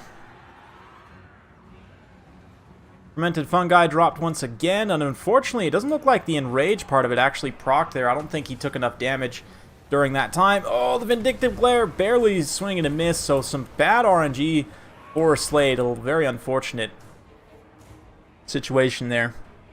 Lizards lost on turn and stream. Oh, man. There is still, you know, these Black Orcs fighting. Black Orcs probably need to switch over onto these Black Coaches, but Skarsnik's also fighting the Black Coaches, doing some okay damage. See the Shamans running on back to try and link up with the pack here. Got more Black Orcs coming back there. Can they carry? I don't think so, but we'll see. Oh, here comes the Goose. Goose is loose. I know, right? How did that miss? Seriously, Zach. Seriously, that Goblin aim is just amazing. Oh, no. He was going to cast it. This little Night Goblin Shaman was going to cast it, but then he got canceled out, getting hit by the Black Coach. And he gets terrified before he can actually cast a spell. Most unfortunate. Terror for the Greenskins.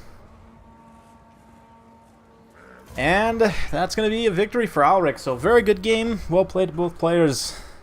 Alric's going to go up 1-0 on the series. Yeah, the Orc Boar Boy Biggins, actually one of them very cost effective, the other one not so much. The Black Orcs too do a decent job overall, basically all paying for themselves. Savage Orcs, kind of a mixed bag. The Air Boys, one of them not really paying. I mean, in terms of damage value, like, most things paid for themselves here for Slade, other than maybe Skarsnik. It's just, you know, Vampire Counts have so much healing and such on the table that these kind of power units at the end of the day, all healthy enough. Bone Tonia is definitely very real. And even though the Blood Knights don't pay for themselves, the Black Knights largely do. Even like Black Coaches don't really. So you might think, like, hey, this is, you know, if you were to only look at the damage value numbers, you might think that the Vampires actually lost this, but that just kind of goes to show Greenskin's leadership for you. That's a very good demonstration of it, because you see the lower damage value on the one side because all the other units just routed off, right? So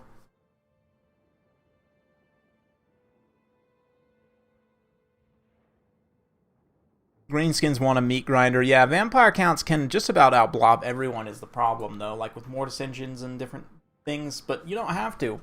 You can play with that Cav style, which is why I am a fan of playing sometimes, rarely, or might be caught playing Vampire Counts Cav builds, because you can do some very strong, very fun Cav builds.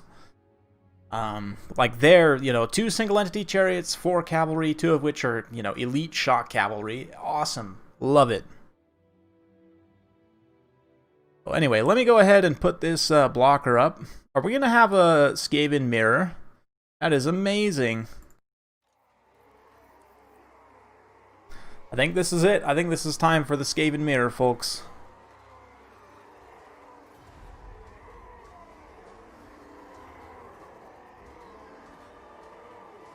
Beautiful. A sing of beauty.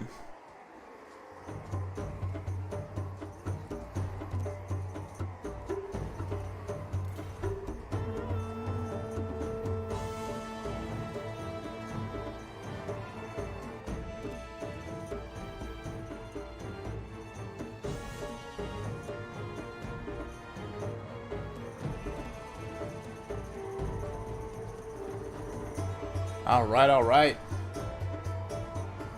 Game 2 of the final here. Let's see what they can do. Both players building up their builds. I'm going to go use the restroom in the meantime. I'll be right back.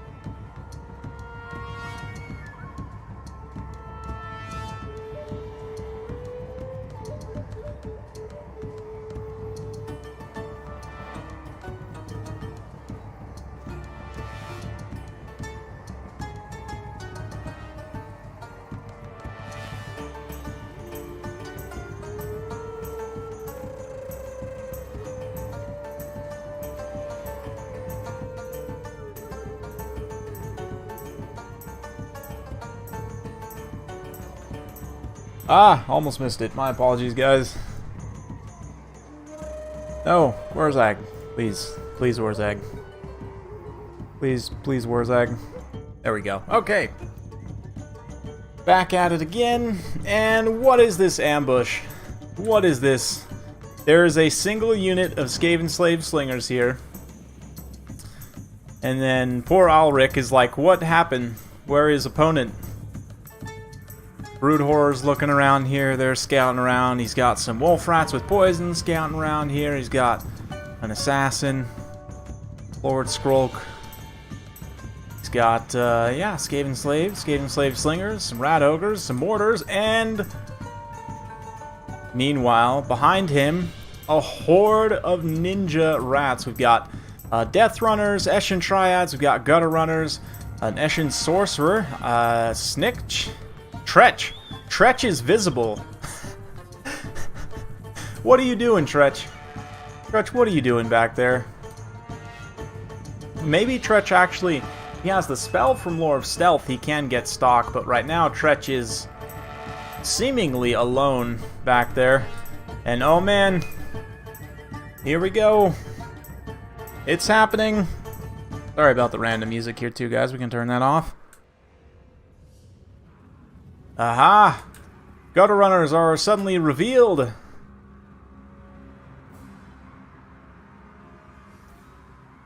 And yes, here it comes. Here it comes. The Brood Horrors rushing in. How do Brood Horrors do against Triads? I guess we'll see. I actually have never even thought about that before. But Death Runners should do just fine in this infantry fight. Ooh, if they even go after Skrolk himself, that could be nasty. Tretch is not Snitch, so he can't, like, assassinate Skrolk here. But, yeah. Death Runners, more Triads rushing in. The Triads get this summoned, or this Rat Ogre. This summon? No, just regular Rat Ogre, and immediately eat them. Just demolished, kinda. They do get a pretty good hold of the Death Runners as well, though. This kind of death ball of monsters over here is not going to be great. The Triads don't really hold up super well against that very concerted monster mash. Over here, though, managed to break up a handful of units. The Plague Monks are going to get in here. Plague Monks actually should trade decently against those Death Runners. But center pocket, yeah, the mortars, nasty, absolutely nasty. Maybe peel one Death Runner around to try and go up and get those mortars. Where are they even right now? The mortars offline? No, they're still fighting retreat. Looks like they were able to get bailed out by those Plague Monks there. Skrolk and an Assassin, double Assassin now going after the Eshin Sorcerer, so the Assassin going to get assassinated, and oh man, this is a juicy blob to fire into, but instead he fires into his own hero blob, which is something. The Death Runner's rushing over. Yeah, I think it was a fun one. I think he maybe needs some Wolf Rats in tandem with this, although Wolf Rats, again, would have just been very quickly terrified by the Brood Horrors. But, man, credit to Slade memeing out of his mind.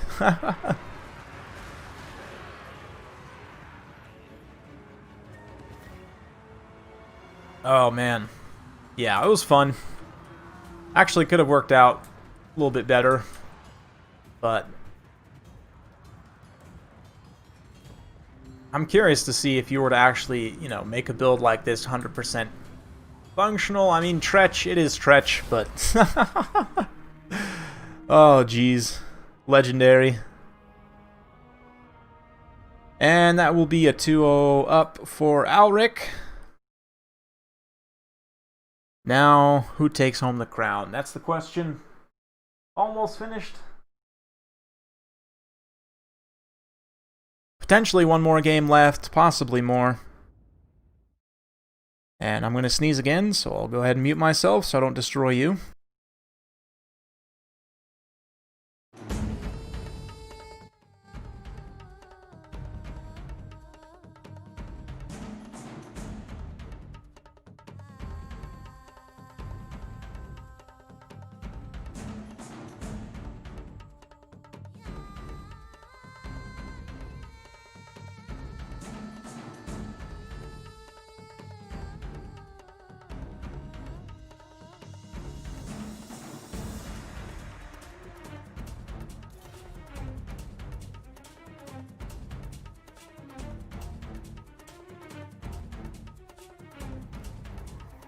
Oh, yeah. Man, dancing Wurzak just never gets old. I could watch him dance all day. Could dance all day. Could dance all day.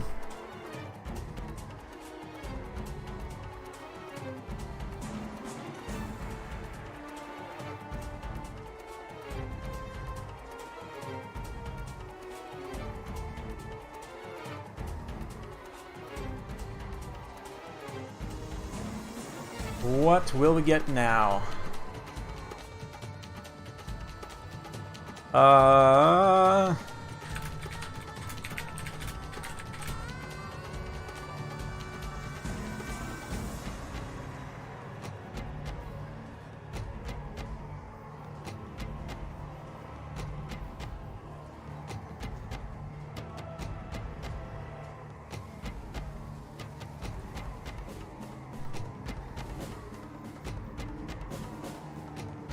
Let's see what they come up with.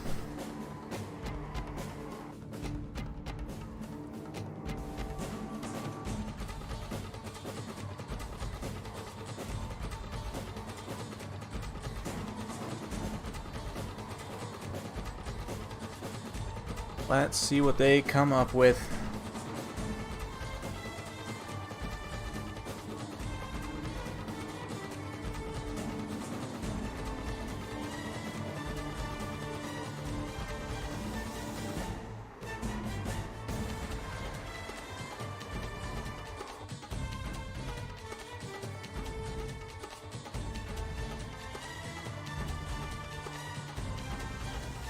Let's see, people are still distracting me somehow. I just really should just like shut certain things off when I'm streaming. To be honest, that would be the best thing to do, but that's fine.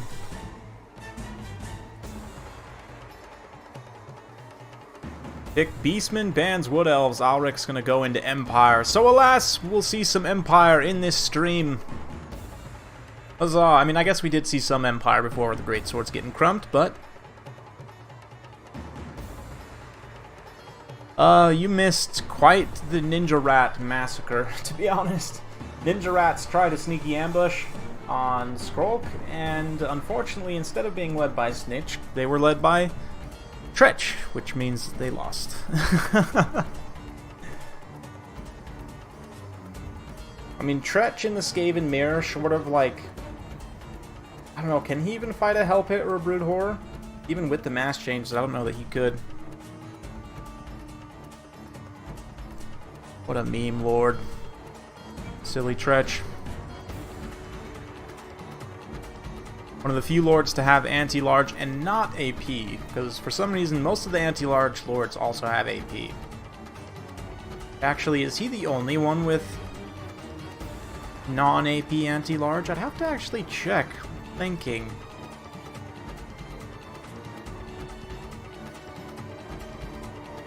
I mean, like heroes, you have like the paladins, right? But in terms of legendary lords, is he the only legendary lord with anti-large that doesn't also have armor piercing?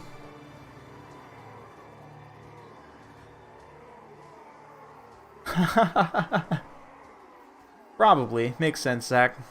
Makes a lot of sense, actually.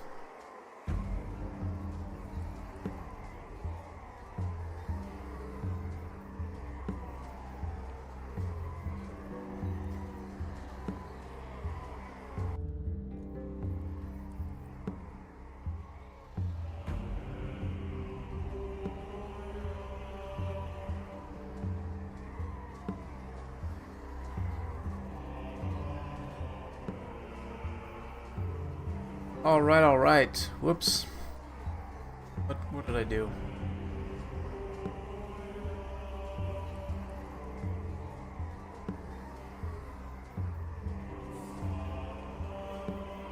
Okay, we're all good.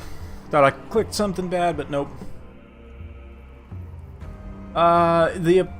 It was Skrolk specifically, yes. And he had some Plague Monks. So, maybe. Is there something in the lore that I'm not aware of? Where, he actually kills dude?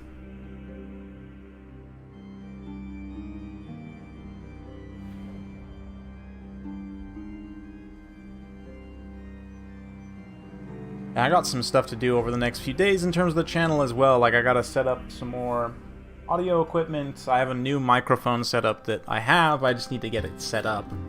And then... what else do I need to do? I need to get some more furniture for in here.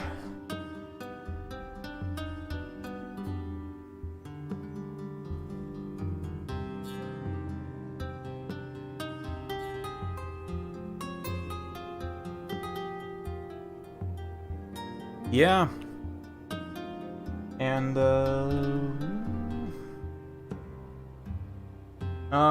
okay. They've had several civil wars. Okay. Interesting. Strong lore rivalry between Eshin and Pestilence. So what you're saying is, when I'm playing a Clan Eshin campaign, I should just ignore all the Pestilence things? I mean, Skrulk usually gets killed off anyway in Mortal Empires, so probably to your benefit to do that, right? Let's see what is here. You know, actually I might try a Vortex campaign as the Skaven. I haven't played a Vortex campaign in a long time. Anyway, Volkmar the Grimm's here. We've got Sigmar's Sons, Flagellants, Spearmen, Knights of the Blazing Sun, and Empire Knights.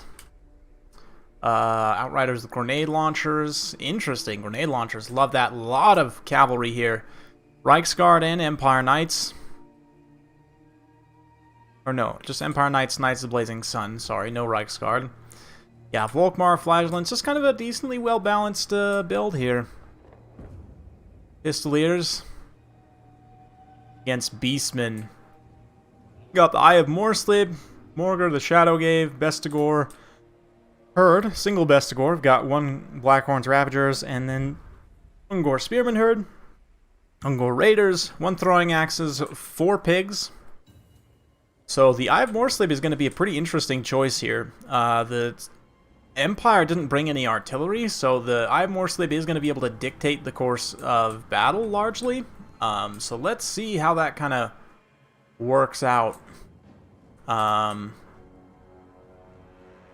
to see some rock throwing, no doubt. The question is, what do you throw rocks at? Now, believe it or not, the Cygor is actually pretty decent at hitting cavalry if your opponent's not paying attention. So, like, when they're at the extreme end of range here, I would say you probably want to throw at some kind of infantry, Flagellants, or Sigmar's Sons would both be good targets. Likewise, throwing at the cavalry once they get a little bit closer, in particular Knights of the Blazing Sun, they're the most kind of high-value target that you can throw rocks at here. Generally, you do want to throw rocks at the most expensive and or the most dangerous thing. I would say dangerous is probably a priority over expensive, but Knights of the Blazing Sun, as it so happens, are both, right? So, yeah, the Cygor is coming forward a little bit to try and throw rocks at the Cav. Slade's kind of repositioning slightly. The Ungor Raiders are hidden for the time being. They're going to give those Pistoliers a nasty little surprise. Nope, Pistoliers skirt around the edge of the range. Maybe get a little bit of a volley there. Nope. It does look like he gets an attack order in. Pistoliers not wanting to sit and fire, though, in a ranged exchange, which is probably smart. Yeah. Nice overshot there. Hits the Spearman.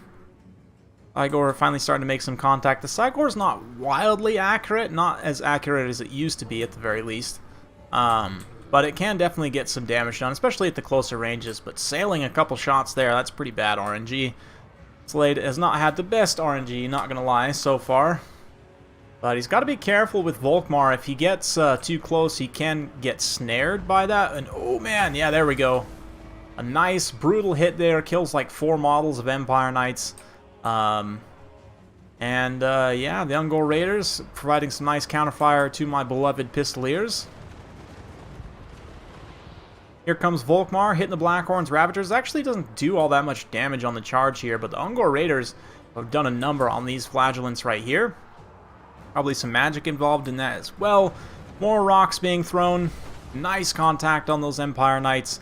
The pigs, interestingly enough, they must have got hit by some grenade launchers or something, get enraged out into the open. Bestigor are going to get a charge on the Sigmar's Sons. Their big charge bonus should help them out considerably there. And now the Knights are going to get kind of a clean engagement against the pigs. The pigs don't necessarily want to take the charge here, but it looks like actually Knights were targeted to go after the throwing axes there, so the pigs do get a charge. This unit does get evaporated pretty quickly, though. Over here, a little bit better for the piggy boys. Spawns being summoned to help hold up that pocket. And, yeah, Volkmar taking damage from Bestigor. A little bit of a rough time for him. Let's see how the rest of the battlefield looks. Cav finally getting the edge here. Pistoliers swinging up and around might be able to try and get at this backline situation a little bit. But grenade launchers also just here on the flank, basically unopposed, are going to make a pretty big impact firing into these light units in this kind of side engagement here. Centaurs probably could fight those Pistoliers in melee if they wanted to. Now, it doesn't look like they really want to, but Bestigor unfortunately get terrified, despite the fact Volkmar's quite far away. Not the best situation there. Sigmar's Sons end up beating out the Blackhorn's Ravagers. And, yeah, Empire's looking good so far, but Centaurs are able to get in contact with the Outriders' grenade launchers, at the very least keep them from firing too much, but it's just a matter of time before this heavy cavalry, yep, exactly like this, gets disengaged and just lances home against the Beastmen. These Centaurs now just surrounded by Empire cavalry of all kinds, and despite a little bit of false inflation of the balance of power, things are not looking great for the Beastmen. The Eye of Morsleep is still quite healthy, but honestly, Slade might have needed to be a little bit more aggressive about using it in melee to like support the cavalry fights. Right now, just fighting these Spearmen, not super efficient. Likewise, Morgur is doing okay against Volkmar. He is poisoning Volkmar at the very least, but grenade launchers, man, let's look at the damage value that these guys have caused. Already 115 kills, 1,000 damage value. Definitely paid for themselves once already. Let's see how much extra they get. We'll kind of keep their unit card here. Or maybe just pop into cinematic mode as the Knights are now suddenly surrounded by spawns. The Cygors fighting in melee, and this is what Slade probably needed to happen a little bit sooner, just to have the Cygor here. Because the Cav can't stay, you know, in this fight with the Cygor, like, pounding on them, right? They need to keep it moving. So, there's that. Cygor also now coming in to fight Volkmar. Volkmar does have considerable magic resistance. This is one situation where having the Eye of Morsleep is not necessarily a benefit. 40% damage resistance means the Eye of Morsleep is not going to do a lot to Volkmar in melee, but maybe if he wraps all three of these single entities and look like a little triangle around Volkmar. But oh man, Volkmar was going to drop a banishment, hot fire banishment on those foul Bestigors, but it looks like now instead throws the Soulfire bombardment in an AoE around himself. Here comes the banishment, and once those spawn wear off, I think that's probably game, set, match for Alric.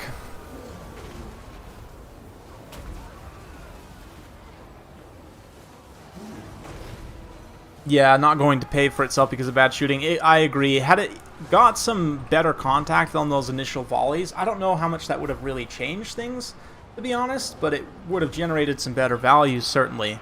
But this is a matchup where I think, honestly, Centaurs with great weapons are better than the pigs for a couple reasons.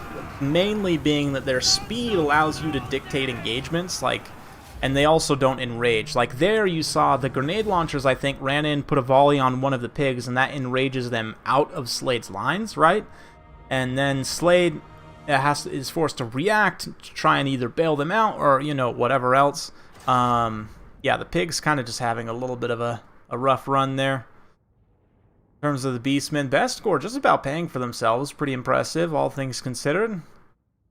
But Ungor Raiders, decently cost-effective. The throwing axes paid for themselves, but yeah, in my opinion, the great weapon Centaurs, like, Eye of Morsleep is nice here. I might actually cut it for a regular Cygor, just because you'll still have the utility of having a Cygor without the snare, obviously, but then it doesn't have the magic damage. At least I don't think regular Cygors deal magic damage. But yeah, then you use kind of the remaining funds to upgrade a couple of these Centaurs with great weapons, more Centaurs with throwing axes. Like your kind of counter cavalry tools, in my view, in this matchup, are definitely Centaurs with great weapons, because they trade so well into Empire cavalry. As long as you don't take a face engagement, like, you can do pretty good. But very well played to both these players. A long day, everyone. Yeah. Thanks for playing. Yeah, thanks to all the competitors today. It was a fun one. Again, no prize pool. The only prize is pride, but some great practice, and I hope to see all these players do well in the upcoming Warhammer World Championship. For more details on that, if you haven't heard already, there's a couple links down in the description below. I can also post them here in the chat for you guys. So if you want to donate to the World Championship prize pool, my son HW is actually the one collecting the monies for that, which is why it's his tip link. He is a trustworthy guy and has been nominated unanimously, basically, to be the money holder. And then, of course, here's the website itself if you want to check out, designed by Prussian Prince. Really awesome. Big shout out to him. Thanks to all of you guys so much. It's been an absolute blast. Yeah, we'll kind of let it flow with a little bit of music here in the late game, so to speak, of the stream. Thank you all. It's been a pleasure. Oh no, Ale. Yeah, there are plenty of battles to rewatch. Some really, really good ones. That initial series, especially, I have to say. I don't even remember who the players were, but awesome stuff, man. Awesome stuff. Thank you all so much. I'm gonna go get some stuff done while watching, Turin and some other things. Thanks again. We'll see you guys next time. Bye.